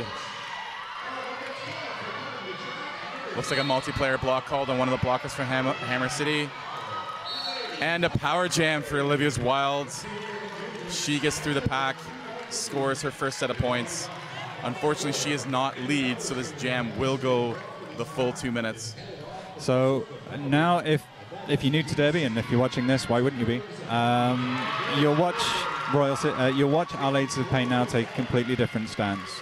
You'll watch them aid their jammer by staying out the way, then throwing a nice tidy offense as they pass through. So they're setting up a classic 3-in-1 offense on their power jam.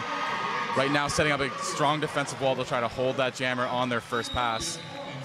I think that's a direction of play penalty called on one of the blockers.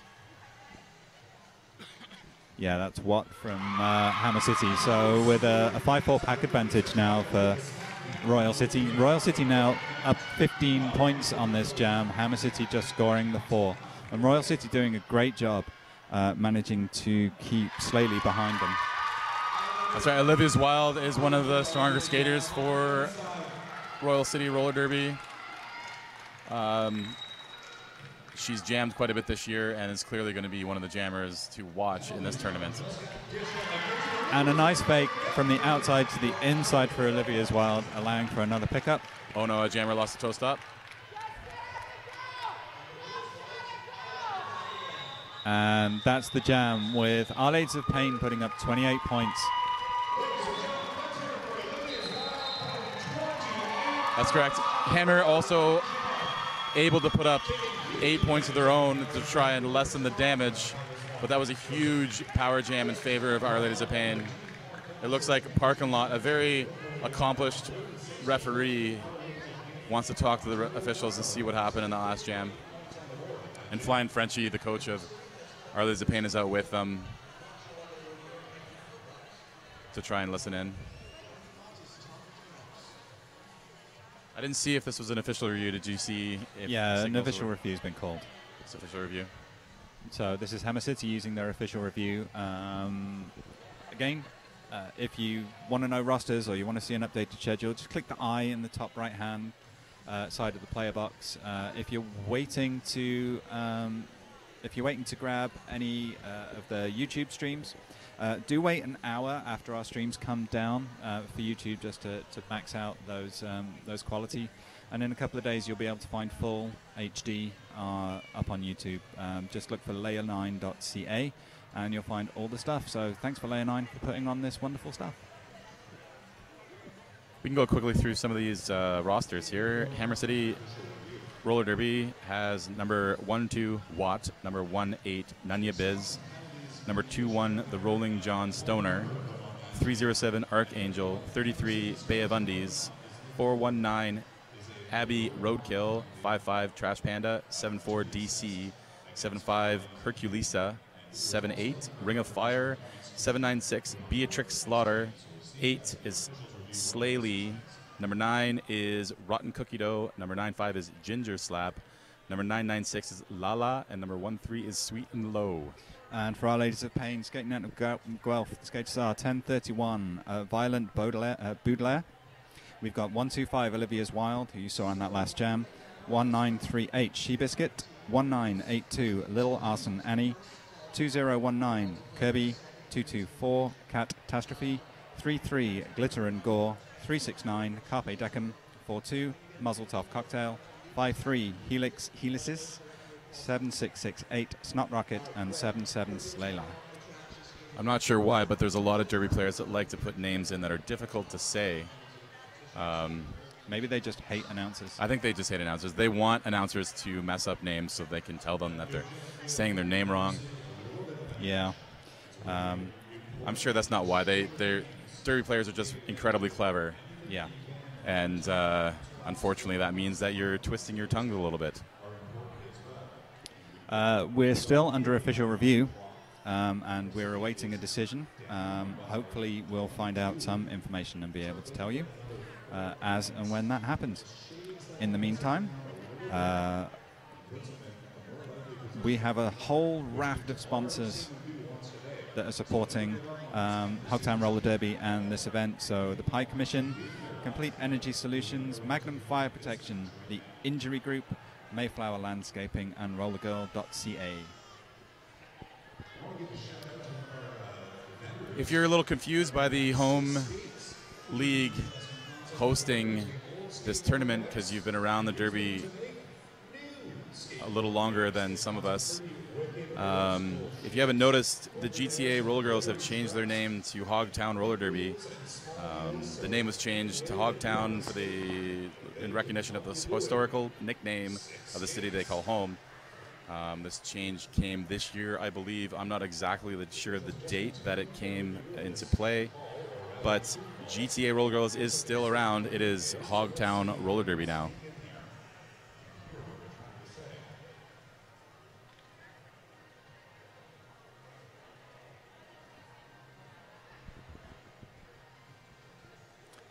And it looks like we're about to get a decision. This is a long official review. I often official review things. Most often, if it takes longer, the chances of you winning increase. In this case, it may not necessarily be true. There are some new referees in the crew, so they might just be talking about things a little longer than a sanctioned or regulation WFCA game might take to come up with a decision, just to make sure everyone has a say if they saw the play that happened. And it looks like Hammer City have lost the official review, so whatever they were querying hasn't gone their way.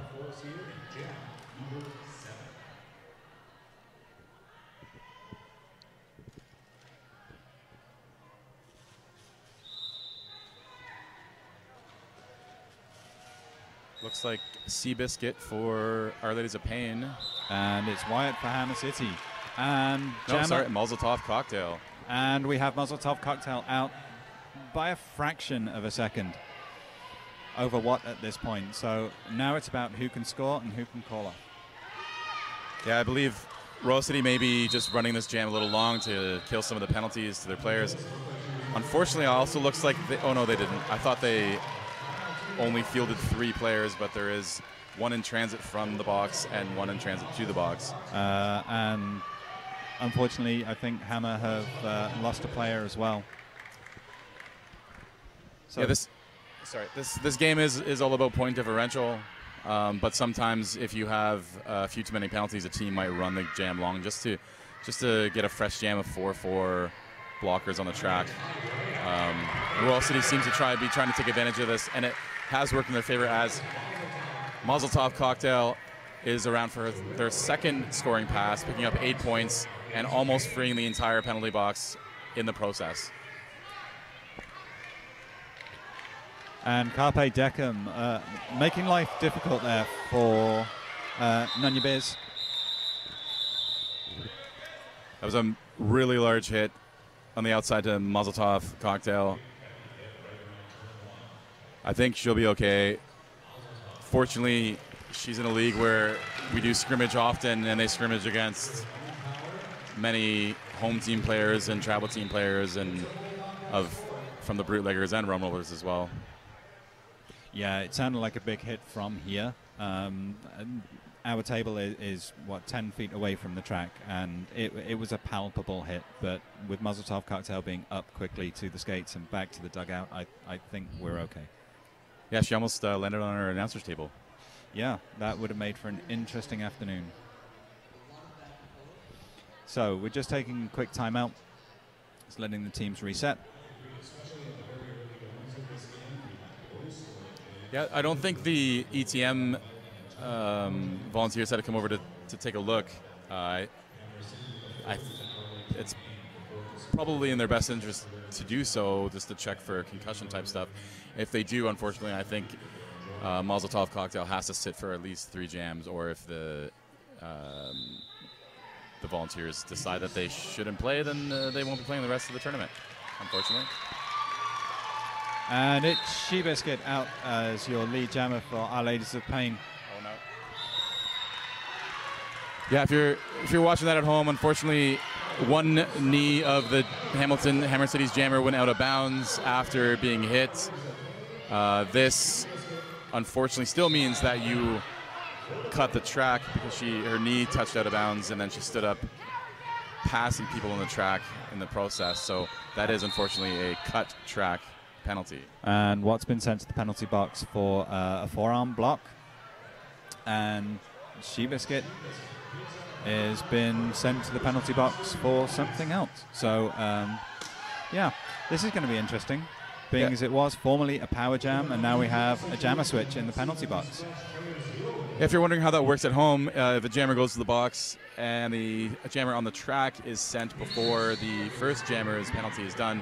The jammers will serve the remaining time of the last jammer and bounce each other. So, fortunately for Royal City, Hammer City's jammer took another penalty.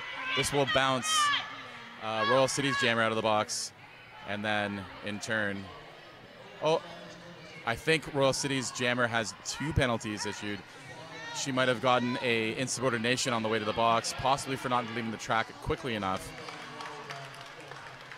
If you're really nerdy about the sport, that means that it killed one of the penalties when the Hammer City jammer sat in the box.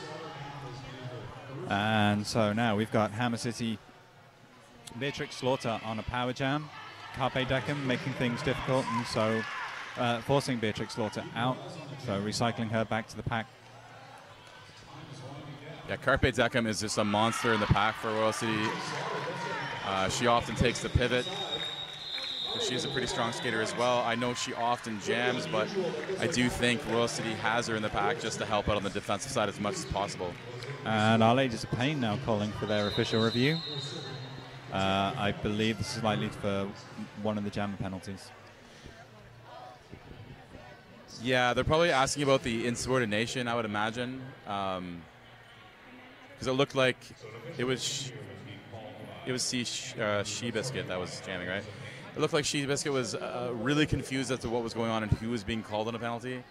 The penalty for an insubordination for not leaving the track is usually given because the player who's staying on the track is having an impact to the play that's happening. In my opinion, the skater just looked unsure of what to do. Giving the insubordination is correct because they did stay on the track for a long time, but at a fresh tournament, you may be able to be a little bit more lenient with the insubordination penalties. And Flying Frenchie may just want clarification on that. If you are a budding coach at home, if you call an official review for a penalty that has already been served, the most you're going to do is remove that penalty from the penalty board, which can help if your player is in position to be removed from the game for too many penalties. But other than that, it's a futile effort, as there's nothing really gained from winning a review over a penalty that's already been served. So Our Ladies of Pain is looking to review that.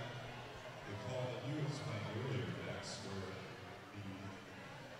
Our Ladies of Pain jammer picked up 3 penalties, including an additional insubordination. So 2 regular. Yeah, you were right, Rex. It was an insubordination call, and it is that they're looking to review. So in that case, it is prudent for Flying Frenchie to call an official review to try and remove at least one of those penalties, because I believe you only have 4 penalties per game in this tournament. So one of their jammers is already on 3. And if I was on the bench, I wouldn't put a jammer on the track who is in position to be to foul out. Because if they do, they stay in the box for an entire 2 minutes. It's 6 penalties and out, right? If I remember correctly, it's 6 penalties, and then on the 7th, Is that where they're going with? Okay. I don't know. I can't remember. Oh, that's for a full game. I think in a 20-minute game, they usually reduce to 4. Okay. So it looks like the referees are coming back with the decision. I'm just taking some time to explain the reasoning and the ruling. I suspect from the body language that we're seeing that it may not be going Our Ladies of Pain's way. No, it's very difficult to remove an insubordination penalty for someone staying on the track too long. Because it's all about a judgment call from a particular referee, and if they feel that the player recognized it and stayed on for too long, then they're going to give the insubordination. One you will win a little bit more is if an insubordination wasn't given for the same reasons. You request that it's be given to a player. And it looks like we've gone with an official timeout just to reset, allow everybody to settle down again before we start on jam number 9. Don't let the accent fool you, folks. I'm really ill-educated. So far, a pretty close score, 48-22. It's still any team's game. If you remember a few jams ago, Our Ladies of Pain scored a 28-8 jam, and if Hammer City is able to produce just one of those, they will close that differential quite significantly. Remember, folks, you can participate with us by tweeting with the hashtag FNF2018. We've had very little communication, so please let us know if you are actually watching. I had a friend at home tell me that they already seen me on the feed and heard me, and because they're such good friends, they're saying that I'm doing a terrible job. So I'm just going to call them out on the feed right now and say thanks very much. Yeah, way to be supportive. How very dare you.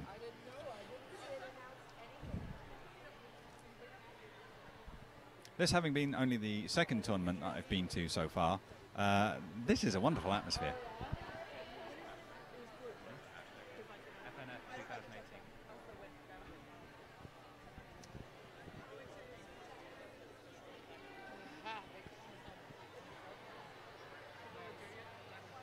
Okay, so it just looks like the referees are confirming penalty counts and just confirming penalty counts with the teams and with the referees. And the crowd starting to get a little restless. Yeah, there's quite a large contingent from Royal City Roller Derby here cheering on Our Ladies of Pain. The league decided to rent a bus, and one of the players coined the bus Fury Bus.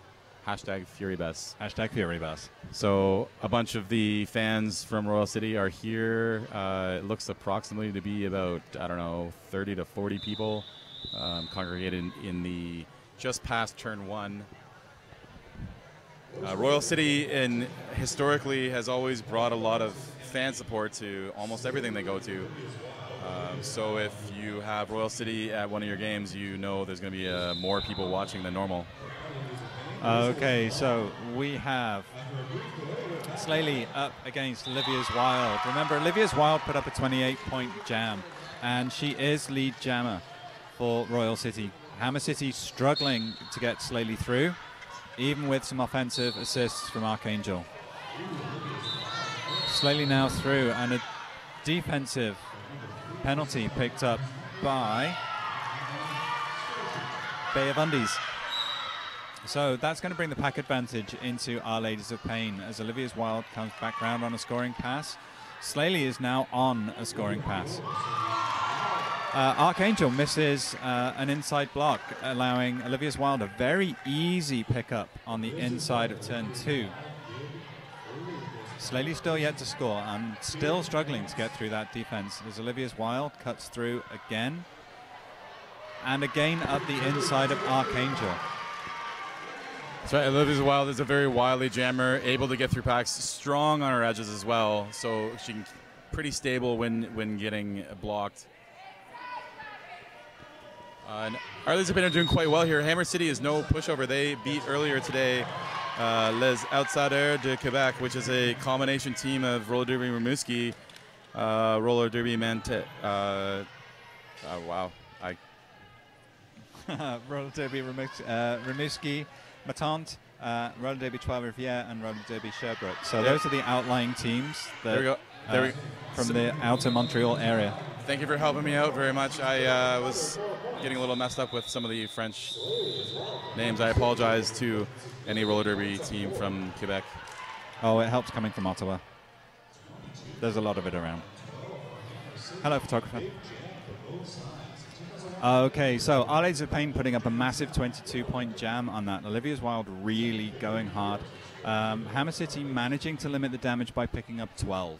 However, Our Ladies of Pain stretching that lead now to a massive 36 points. 6 minutes left to play.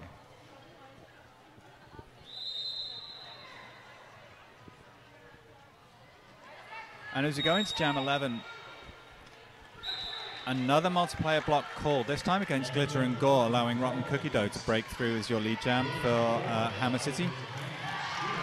And Mazel Tov Cocktail managing to get through as Rotten Cookie Dough comes around for the scoring pass. Yeah, Rotten Cookie Dough is a very strong skater for Hammer City. Very quick, clearly likely has previous history on skates of some sort, either in hockey or ringette or inline skating. Looks like a natural. Olivia's Wild so far has scored 50 points of Our Ladies of Pain, total 70. That's an incredible stat. That's in just 2 jams, a 28 and a 22. It's an incredible amount of points from a jammer in just 2 jams. And if you take those 50 points away from those 2 jams, this would be a very, very different game. So it's no surprise that Olivia's Wild is jamming again for Our Ladies of Pain, but picks up a 4-on block penalty and is sent to the penalty box before lead jammer can be called. Carpet Deckham again, just absolutely destroying Hammer City's jammers in the pack. So Nunya Biz getting all sorts of help from the Hammer City offense.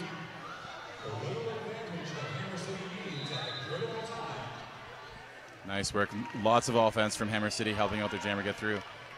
And this being a power jam now for Hammer City gives them an opportunity to really pull that score back. Olivia's Wild set to come out in the penalty box. And Carpet Deckham sent away on a clockwise block. Olivia's Wild now back on the track and making full advantage of the hole opened up on the inside of turn 4 for Olivia's Wild. So excuse me, for Nunya Biz. Bit of a strange call out from Hammer City. They were in position to score another 4 points in that jam before Olivia's Wild hit the pack. I myself might have just run that jam because of the difference in score and there being only 3 minutes and 41 seconds left. Yeah, but given that the other jammer on the track's Olivia's Wild, you really don't want to give them much of an opening. That's true. But sometimes taking a risk like that, it does help you out. Olivia's Wild already picked up a penalty, and sometimes jammers are a little nervous coming out of the box to not take a second penalty. I think going forward, Hamilton has to look for some opportunities to take advantage of some plays that you may not normally do in a closer game. They need to make up a decent amount of points and have 3 minutes and 41 seconds left. They do definitely have the jammers that can get it done. I think they just need to get the right combination of blockers out with the right jammer to put up some good points. Yeah. Who jammed? There was one of the jammers that was absolutely on fire, and it was Rotten Cookie Dough. If you can give Rotten Cookie Dough just the right defensive line to hold up the Royal City, then you could be looking at a massive point swing. Yeah, and that's bench management at its finest, finding jammers that you can match up against with blockers that have their number. And if you can figure that out throughout a game, you're going to win most times.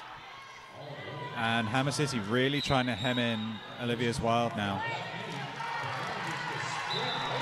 Very close lead jam there for Hammer City. No, they gave it to they gave it to Hammer City. So sometimes difficult seeing which player the referees are pointing at. Oh no. That was a track cut from Beatrix Slaughter, sending her to the penalty box at the exact same time she was trying to call off the jam. This is now a power jam for Violent Baudelaire and Our Ladies of Pain with 1 minute 14 left on the jam clock. This could really put pay to Hammer City's opportunity to go further. Yeah, Helices with a little bit of offensive help with their jammer, giving the old hip push, something they learn in the fresh program before they pass their minimum skills tests. And Violent Baudelaire now sent to the penalty box for a back block, which now swings the power jam to Beatrix Slaughter. That's right, and 9-4 on the scoreboard in this jam so far. Beatrix already in position to score more points. Let's see if they can tie the score up. Fortunately for Royal City, I do believe that the jam will be, or the penalty to the jammer will be done before the jam is ended. A back block penalty to Herculesa. Oh. And Kirby throwing in a last-minute jam for Beatrix Slaughter to avoid the apex jump there. Yeah, she was called on a low block. There was foot-to-foot contact before there was any other contact, so unfortunately that's a low block. So rather than being the high-scoring jam we were expecting, that was very tight. 9 to Our Ladies of Pain with 4 from Hammer City. So that's going to bring up possibly the last jam of the game as we're into timeout now. I think there should be more points for Hammer City here. I think Simon Says maybe asking a few questions before he puts up the points scored, because I'm pretty sure that Hammer City jammer was in position to score and passed a few people before that ended. Yeah. Yeah, that's right. So don't forget, folks, if you missed a bit or you need a beverage break, there's a slider at the bottom of the player that allows you to, well, it's basically a DVR. If you're still looking for rosters and schedules and trying to find out exactly when your favorite or the team you're waiting for is playing, click the eye on the top right and you'll find all the information and the schedules and the rosters there. And all of this will be available for playback on YouTube. Just search up Layer 9 and you'll find all of their back catalogue.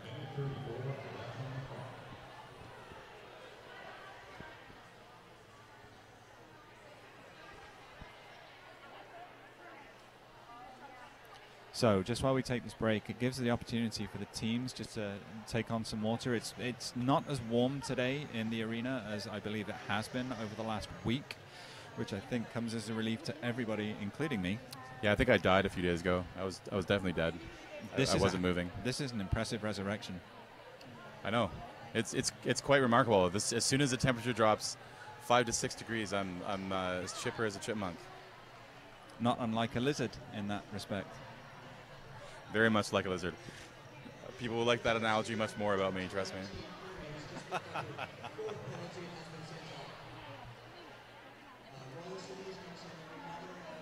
Okay, you have to be impressed with the range and the line of skaters. I mean, we've got guys coming in from Sherbrooke, which is the other side of Montreal. You've got guys coming in from Ottawa, which is not an easy drive. We've got from Guelph, Hamilton, from all over the GTA. And these are all freshies. These are all guys who passed their ends, and these are all skaters who passed their ends in the last year. That's correct. I think Queen's Court is here as well from Buffalo, I believe. Wow. Queen's Court is a regular occurrence at Too Fresh. Almost at everyone. I do believe they missed a year or two there a few years ago, but I can't remember exactly what year that was. So it looks like Mazel Tov Cocktail up against Slaley. Mazel Tov breaking on the outside. Very hesitantly going up against Bay of Undies at this point. And we have Carpe Decem being sent to the penalty box. With being such a powerful blocker, this could play into Hamilton's hands. It could. Unfortunately, it was a pack destruction penalty to Carpe Decem. That might have been a little bit of a late call-off. Let's see. Yeah, they did give 2 points to Hammer City for that pass. If you're unsure of why it was 2 instead of 3, no, it is 3. I thought so. There was 2 players in the penalty box when the jammer passed one of the players on the track. So a jammer will score all points of players in the penalty box while they're on scoring pass. So if they pass the first blocker and there's 2 players in the penalty box, they get 3 points for that one blocker, and then 1 point for the fourth. Olivia's Wild again for lead jammer. Number 125 for Arlisa Payne cleaning up. And a wise decision to put Olivia's Wild out, I think, on this last jam. Rotten Cookie Dough is your jammer for Hammer City and is also through. Closing very, very quickly now on Royal City. Holds the skates on the outside, but just tips over. So recycles back to the pack. That's true. Smart move from Royal City's bench staff to keep Olivia's Wild rolling, even though giving up a few points in the back end, as the score in the game is at its end. Olivia's Wild to the penalty box. This is huge for Hammer City. Hammer City now have 1:19 left in this game to try and close that gap. We are at 22 points. It isn't impossible. It's definitely close enough for them to score these points, but they have to put some offense in there to get Cookie Dough through. And she's through for another pickup of 5. So that closes the gap now. We are down to 17 points as Olivia's Wild retakes the track. 48 seconds left on the clock. As Olivia's Wild takes advantage, I think, of that power that she has to push through the defense. Yeah, she may have touched one hand out of bounds there as well, but you're allowed to touch one hand out of bounds as a player and not take a cutting penalty. On a last-ditch effort to get some points from Olivia's Wild to keep this differential at least as close to what it was when this jam started. 18 seconds left now.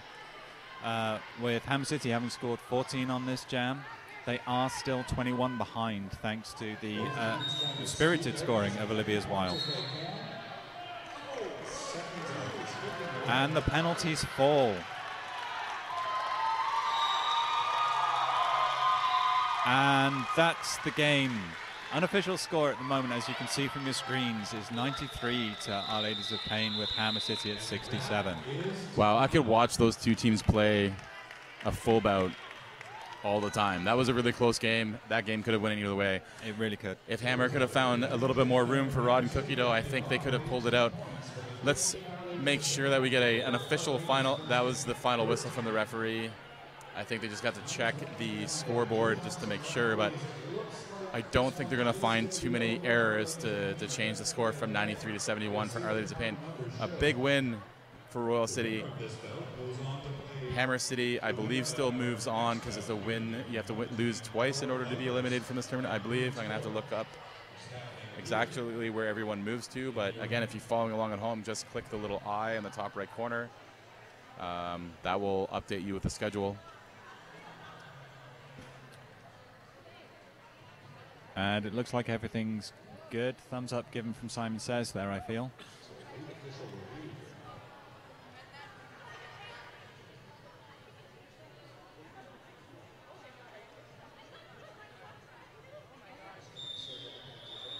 And that, I believe, is it. Final score then, Our Ladies of Pain 93, Hammer City Peer Pressure 71.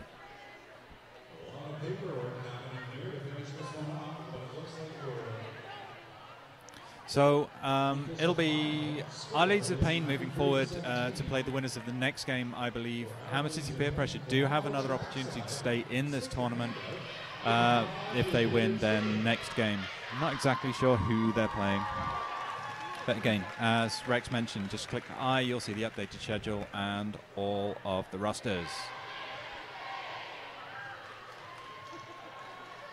Yeah, these two leagues should just have their fresh meat play all the time to prepare themselves for this tournament. There's a lot of leagues around that are really close by, fortunately for anyone who lives in the Southern Ontario area. And I think the rookie teams need to get together a little bit more and play some regular season games from full bouts, because things change when there's 60 minutes on the board instead of 20. Anyways, I am Professor Rex signing off. The first game of my announcing day. I'm sure I'll be doing many more as the day goes on. Yes, this is Token Richard. Thank you very much for being with us for this game. Not exactly sure who's announcing the live stream for the next game. It might actually be us again. So with that, have fun. Enjoy the rest of the tournament. Sounds good.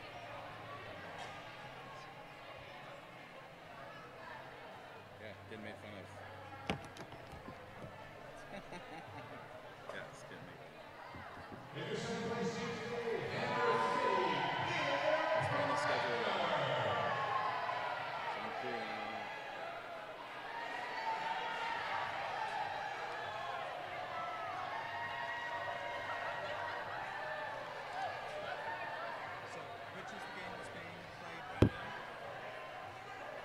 Games from the other arena over here, I believe.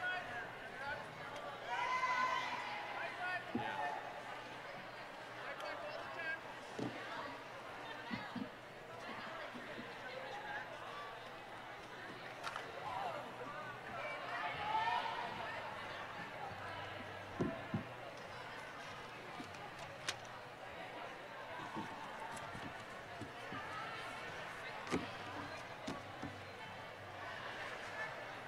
Room 6.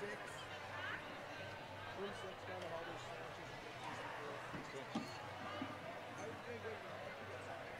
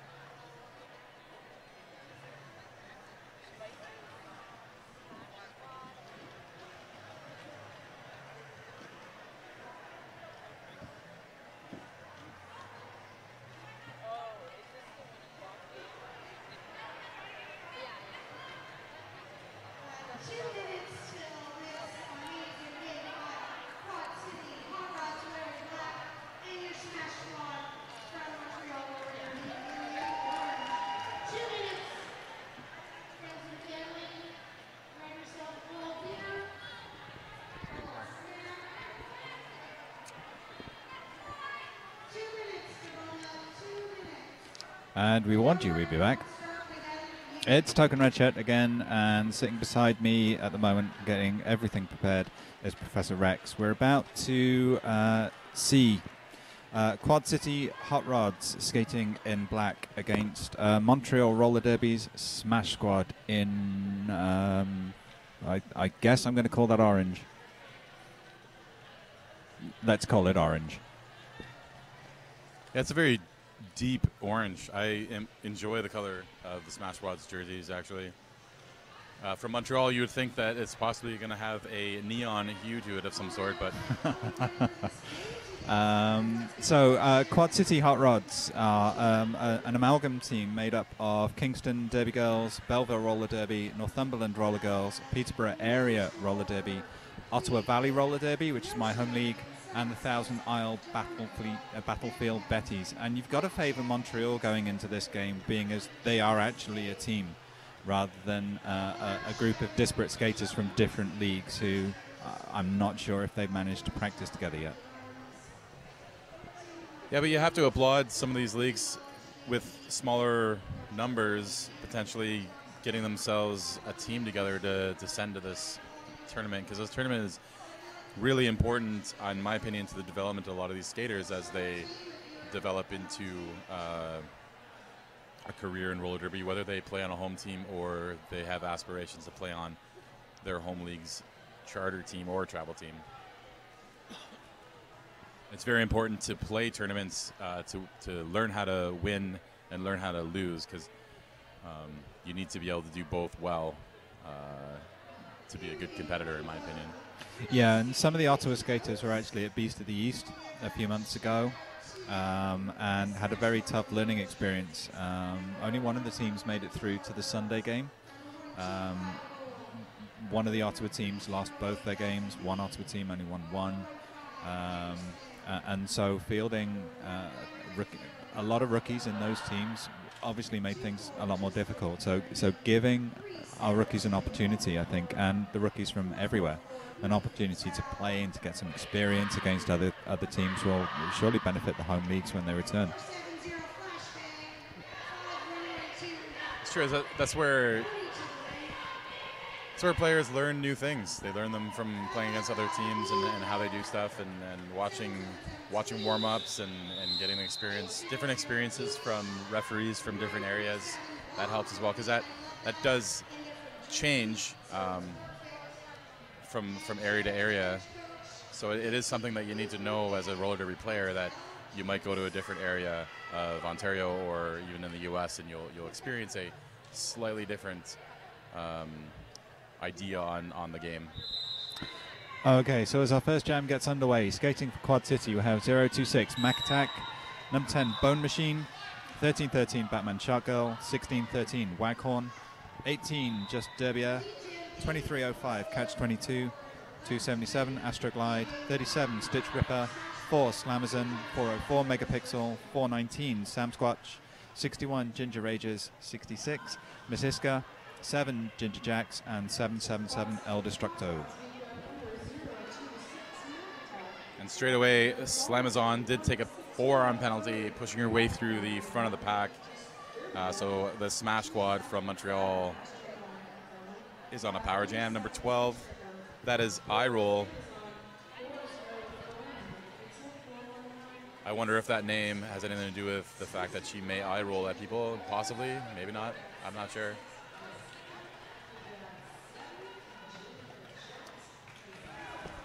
And Slamazon back on the ring, and almost immediately the jam is called off. So very wise tactical play there, I think, from Smash Squad. Yeah, 10 points for the Smash Squad, 10-0, taking the lead on the first jam. The forearm penalty is a difficult one to see and judge sometimes from referees. It gets called often in roller derby, and it's a very contested penalty on whether or not people actually forearm people. But I do believe Cleveland had the right call there. The jammer did push their way through the front of the pack with the forearm extended out. That is a classic forearm penalty. And right from the first whistle, El Destructo sent to the penalty box for Quad City, allowing Quiche to pick up lead jam for Smash Squad. And right behind her, number 6'6". That is Masikai. Messica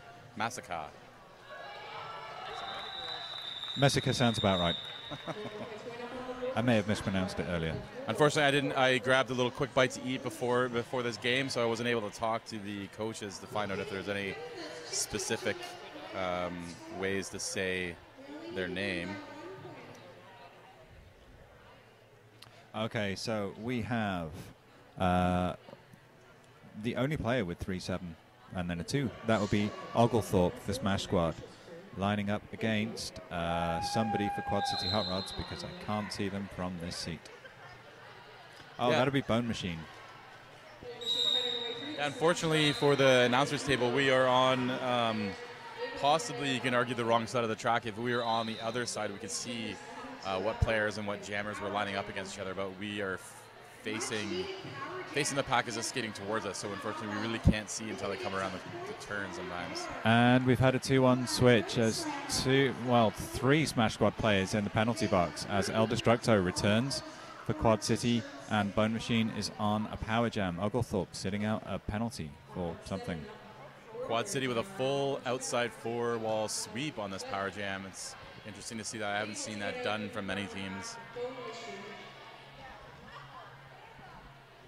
So Bone Machine picking up 10 points on this jam so far as Oglethorpe comes back 2. I don't believe Oglethorpe's made their initial pass, so perhaps a slightly early call off there. Yeah, I think it may have been. Oglethorpe was definitely still on first pass. Did not gain their first passing position. Quad City could have potentially tied that game up in that jam if they kept it going and scored those last remaining points. But sometimes it's hard to judge when you're playing whether or not a jammer is on scoring pass or not. That's where the bench helps in those situations. And we have Vaseline, who is now out as lead jam for Smash Squad, while Waghorn struggling to find their way through and recycle back to the back of the pack. It's a very nice knockout from Kilmore Girls, number 111 in the Smash Squad, recycling the jammer back to the pack. Yeah, and just Derbia taking Vaseline out as she tries an apex jump on turn 1 and recycles her back to the pack. Oh, a big hit from the Smash Squad jammer. I think, yeah, they're getting called on a cut penalty as they hit the blocker and stepped out of bounds and then came back in and unfortunately passed a few players. So it gives Waghorn an opportunity now on a power jam to resettle the score. Number 18, Just Derbia, we mentioned just a second ago, is now called to the penalty box for a clockwise block. And that's a lead change for Quad City. Quad City taking the lead on that pass. 5 points for Quad City. Waghorn. And another pickup of 5 thanks to a single skate through on the inside of turn 4. Vaseline now back on for Smash Squad. And it's interesting watching both teams. Vaseline taking an easy line past Mac Attack and picks up 4. Yeah, I've noticed both teams have really good, strong formations, but their positioning on the track and their formations is sometimes a little bit off. Oh, I think that was a pretty heavy back block from Black 1-8. Unfortunately, that is a back block. She disagrees, but that was called by I think 4 referees. And we've had a star pass. Sam Squatch now jamming for Quad City as the jam comes to an end. And Smash Squad picking up, unbelievably almost, with Quad City almost dominating that jam. Smash Squad picking up an equal number of points. So Smash Squad retaining the lead by 4. Yeah, when a jammer gets lead and then takes a penalty, the amount of points scored by both teams always increases and is a dramatic score, just like it is 12-12. That type of score is a coach's nightmare, in my opinion, but there's nothing you can do when that happens. And we have Slamazon, who is out as lead jam for Quad City, and iRoll. iRoll taking Iroll looks to be an incredibly confident skater. She does it. It was a very smart call off from number 4 of Quad City. That's Slamazon. Did get lead. Unfortunately, Iroll passed her in position on the track, and it was promptly shut down by Slamazon just to keep the score 0-0 in that. Just to remind you, Smash Squad starting with a player advantage as Just Derbia is still serving a penalty from 2 jams back. Oh, nice offense from the Smash Squad's pivot, trying to do some offense at the start, and it does work for them. Number 800 for the Smash Squad, that's Quiche, gaining lead jam. Messica is jamming for Quad City and is really struggling, but a nice, powerful hit against Smash Squad's pivot. But Smash Squad's pivot flashbang giving as good as she got. Yeah, that was an easy 4 in the door for Quiche. Picking up points, bringing the score to 30-22. There's still 12 minutes left on this clock, and this game is extremely close. Quad City is doing really well, holding it together against the Smash Squad from Montreal Roller Derby. The Smash Squad has always brought a very strong team to this tournament since its inauguration. Quad City, an amalgamation of 4 teams, like you said, may have difficulty playing together because they likely haven't practiced much together. But a forearm penalty, number 372, that's Oglethorpe. So that's the second time Oglethorpe's picked up a penalty in the very first seconds of the jam. And a multiplayer block being called to knock on wood. So this jam is almost definitely in Quad City's favor right now as Bone Machine is jamming. Let's see what she can do with a power jam. So it really does feel like you were mentioning Smash Squad's Smash Squad squad is hugely confident coming in, and they look to be really good skaters and be a really strong team. Is that something to do with the fact that they're in Montreal and with the amount of coaching that they have? Yeah, I think there is something to be said coming from one of the larger leagues in Canada. I think it also helps numbers-wise. I'm sure they get a lot of fresh meat players. And there are a few other teams in this tournament that have quite large leagues. Buffalo, so Queen City, very, very large league. Royal City, surprisingly, the second largest league in Ontario. And I don't know the exact numbers, but they're up in the top 5 in Canada. Toronto, obviously, a very large league. I think they're the biggest one in Canada. So those leagues generally have a strong showing at these tournaments. I think because they have a little bit of an advantage of getting a lot of new players every year. And then the training is there as well, because Montreal clearly has some very talented skaters in their league that train other leagues all over the world. So I'm sure that helps them a great deal. It's Vaseline against Waghorn. This is the second time we've seen this jammer pairing. Although Vaseline seems to have the advantage of being able to sneak through the pack, I think Waghorn has the speed advantage. And using that speed advantage to try and nail an inside pass on the Smash Squad tripod, but not quite making it stick. Quad City really laying on the hits in the front of that pack, knocking the Quad City jammer down, or the Smash Squad jammer down a number of times.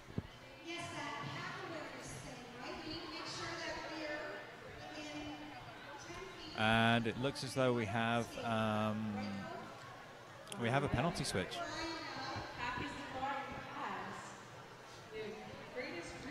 Yeah, small pack advantage for Quad City, up 4 blockers of 3.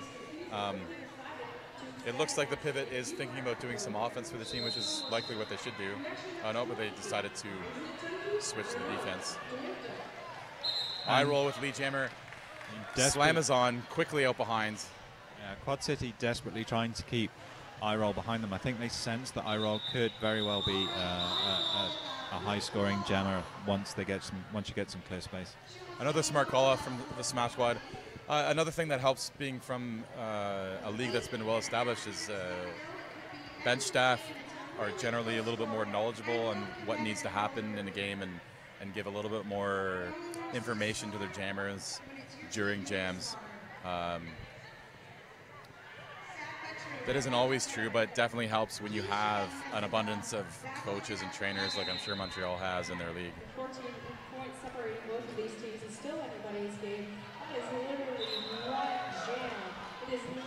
And it's Quiche out as lead jammer for Smash Squad once again, as Messica is really was held back by Smash Squad's defense, despite being a blocker down, really making themselves felt.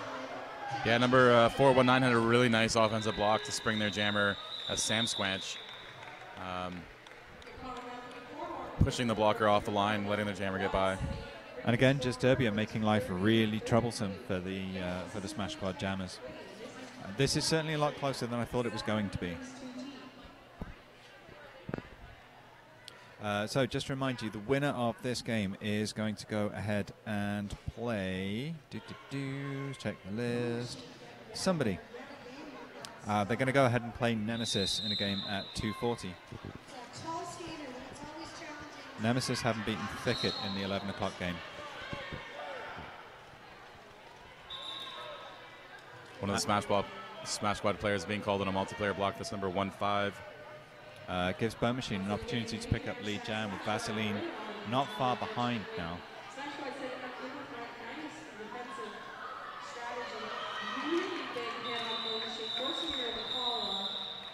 Yeah, a little bit of a late call off. Let's see if the points are given. They are 3 points given to the Smash Squad there. Yeah, Quad City not picking up. Again, it was a. Again, I think that might be due to the inexperience, but I've seen more experienced jammers as they fall call off the block, knowing call off the jam, knowing that the other jammer's right behind them. Yeah, jammer awareness is something that takes a little bit to train into some people sometimes, but generally speaking, yeah, if you get knocked down as a jammer in the situation that we're seeing right now where you have lead and a jammer is right behind you, you probably want to hit it and quit it, as they say.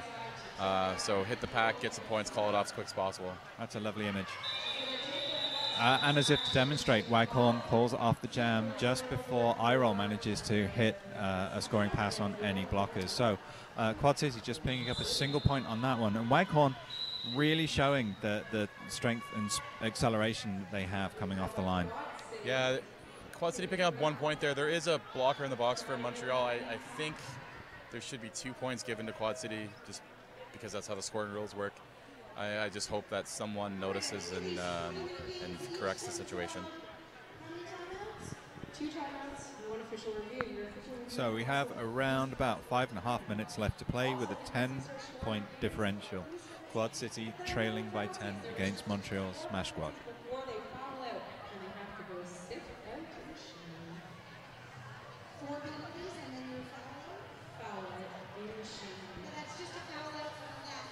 We have a team timeout called by Smash Squad, so just taking some time to talk tactics, talk danger players. Yeah, it's a good timeout. The Smash Squad generally in years past have come to this tournament and cleaned up the competition and then only had trouble some years in the later rounds. So maybe they're just making sure that they hold their slim 10-point lead going for the rest of this 5-minute and 30-second game.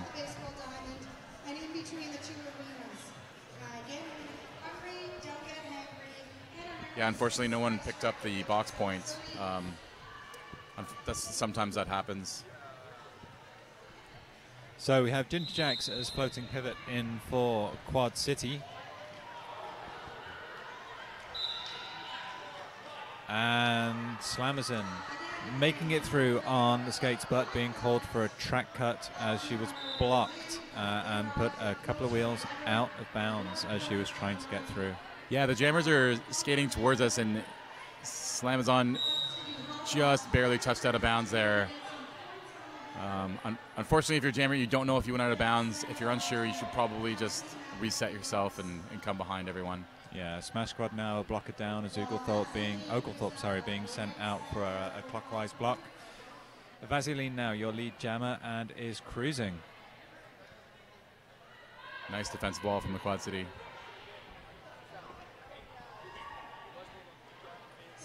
And recycling Vaseline back to the back of the pack, thanks to some work there from Quad City, giving the opportunity for Sam Squatch to come back and complete their initial pass. Vaseline picking up 5. Looks like Montreal might run these jams now just to kill the clock. It's a decent strategy. I hope it works out for them. And Slamazin staying right on the right-hand skate on the very edge of turn 1. That was a beautiful line. Oglethorpe making very short work of that pack, and so picking up another score of 5. Big hit from Slamazon coming into the pack. Very strong, clean hit. So Smash Squad now 20 points up with just under 4 minutes left to play. Yeah, running long when you have the lead, it's definitely a strategy that works in these short games, because the quicker you can run that 20-minute time down, the sooner you can win. So if you have confidence in your jammer to get lead and hold lead and not take a penalty, then absolutely run that jam long. As we have Quiche, one of the highest scoring Smash Squad jammers, out against Messica. Messica blocks out on the inside by Flashbang, and so recycled to the back of the pack, giving Quiche an opportunity to come round for her scoring pass. And score she does, picking up a grand slam, making it look very, very easy. I'm really impressed by the Quad City defense. They're really, really making life hard for these jammers.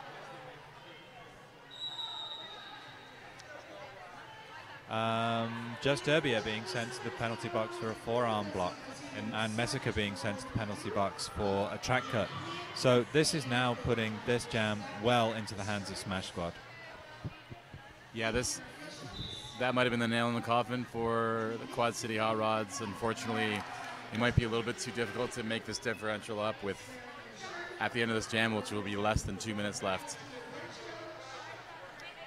And if you Smash Squad at this point, you're going to run the jam right to the final whistle, aren't you? Absolutely, I definitely would. Just this 35-point difference, now a 30 or a 40-point difference. You might as well just run this clock down. I would run the next jam down as well myself if I had a confident jammer, knowing that they won't go to the box. Quad City now back up to full strength. Quiche with Quiche late blocked out by. Sorry, couldn't see the name from this distance.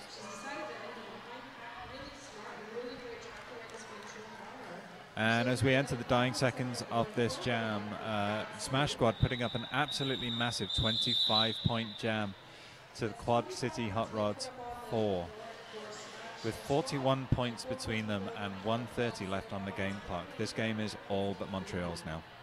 Yeah, this is a score that the Smash Squad's a little more used to. I think deciding to run the jams long definitely helped them out. Sometimes teams don't practice that enough at their practices at home. And unfortunately, you need to practice as many things as you can before you get to a tournament like this, because all other teams are trying to use all the strategies they can to win these games. So I roll out for lead jammer very, very quickly from the first whistle, and now starting to display some of the speed and dexterity that that skating line and her skating position would have demonstrated, and calls off the jam. So we will have one more jam left in this game.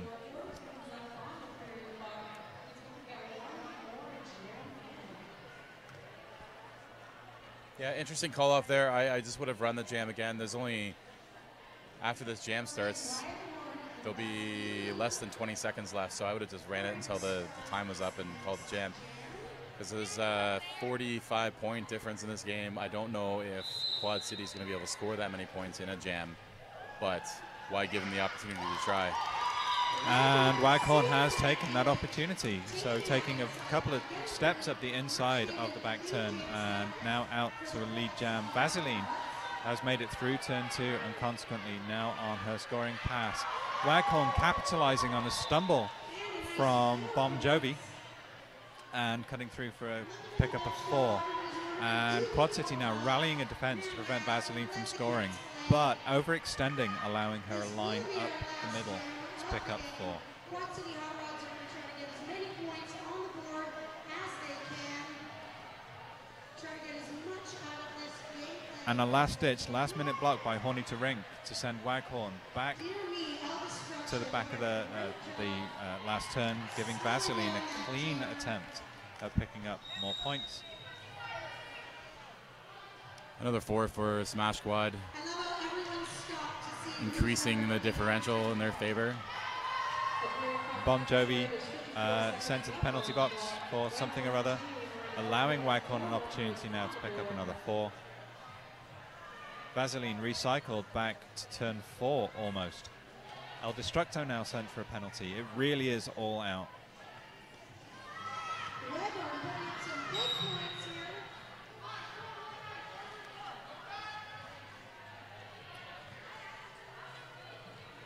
Yeah, a large no pack happening there. Destruction given to Quad City for skating backwards and creating a no pack on purpose, unfortunately. And that's squeezed now in the penalty box as we have Bon Jovi coming back with 5 seconds left on the jam clock. Number 5, 112, calling a cut track on the outside of the pack. That was all or nothing. So we have an unofficial final score of 96 for the Smash Squad against 47 for the Quad City Hot Rods. So, oh, they just added a few more points. So 101 for the Smash Squad, 47 for Quad City. Pretty decisive win for the Smash Squad. Both these teams look like they are ready to do well in this tournament. Quad City, unfortunately, hitting the Smash Squad a little bit too early. Hopefully, they can recover for the rest of the day. So, Quad City now going on to face the losers of Game 3. That's Thicket, with Smash Squad now going on to face Nemesis in just under an hour's time. The next game coming to you on the stream from Ted Reeve Arena here in the GTA will be the Vipers against Queen's Court. And you guessed it, folks, it's Token and Rex with you all the way through that game 2. We shall see you in just a few.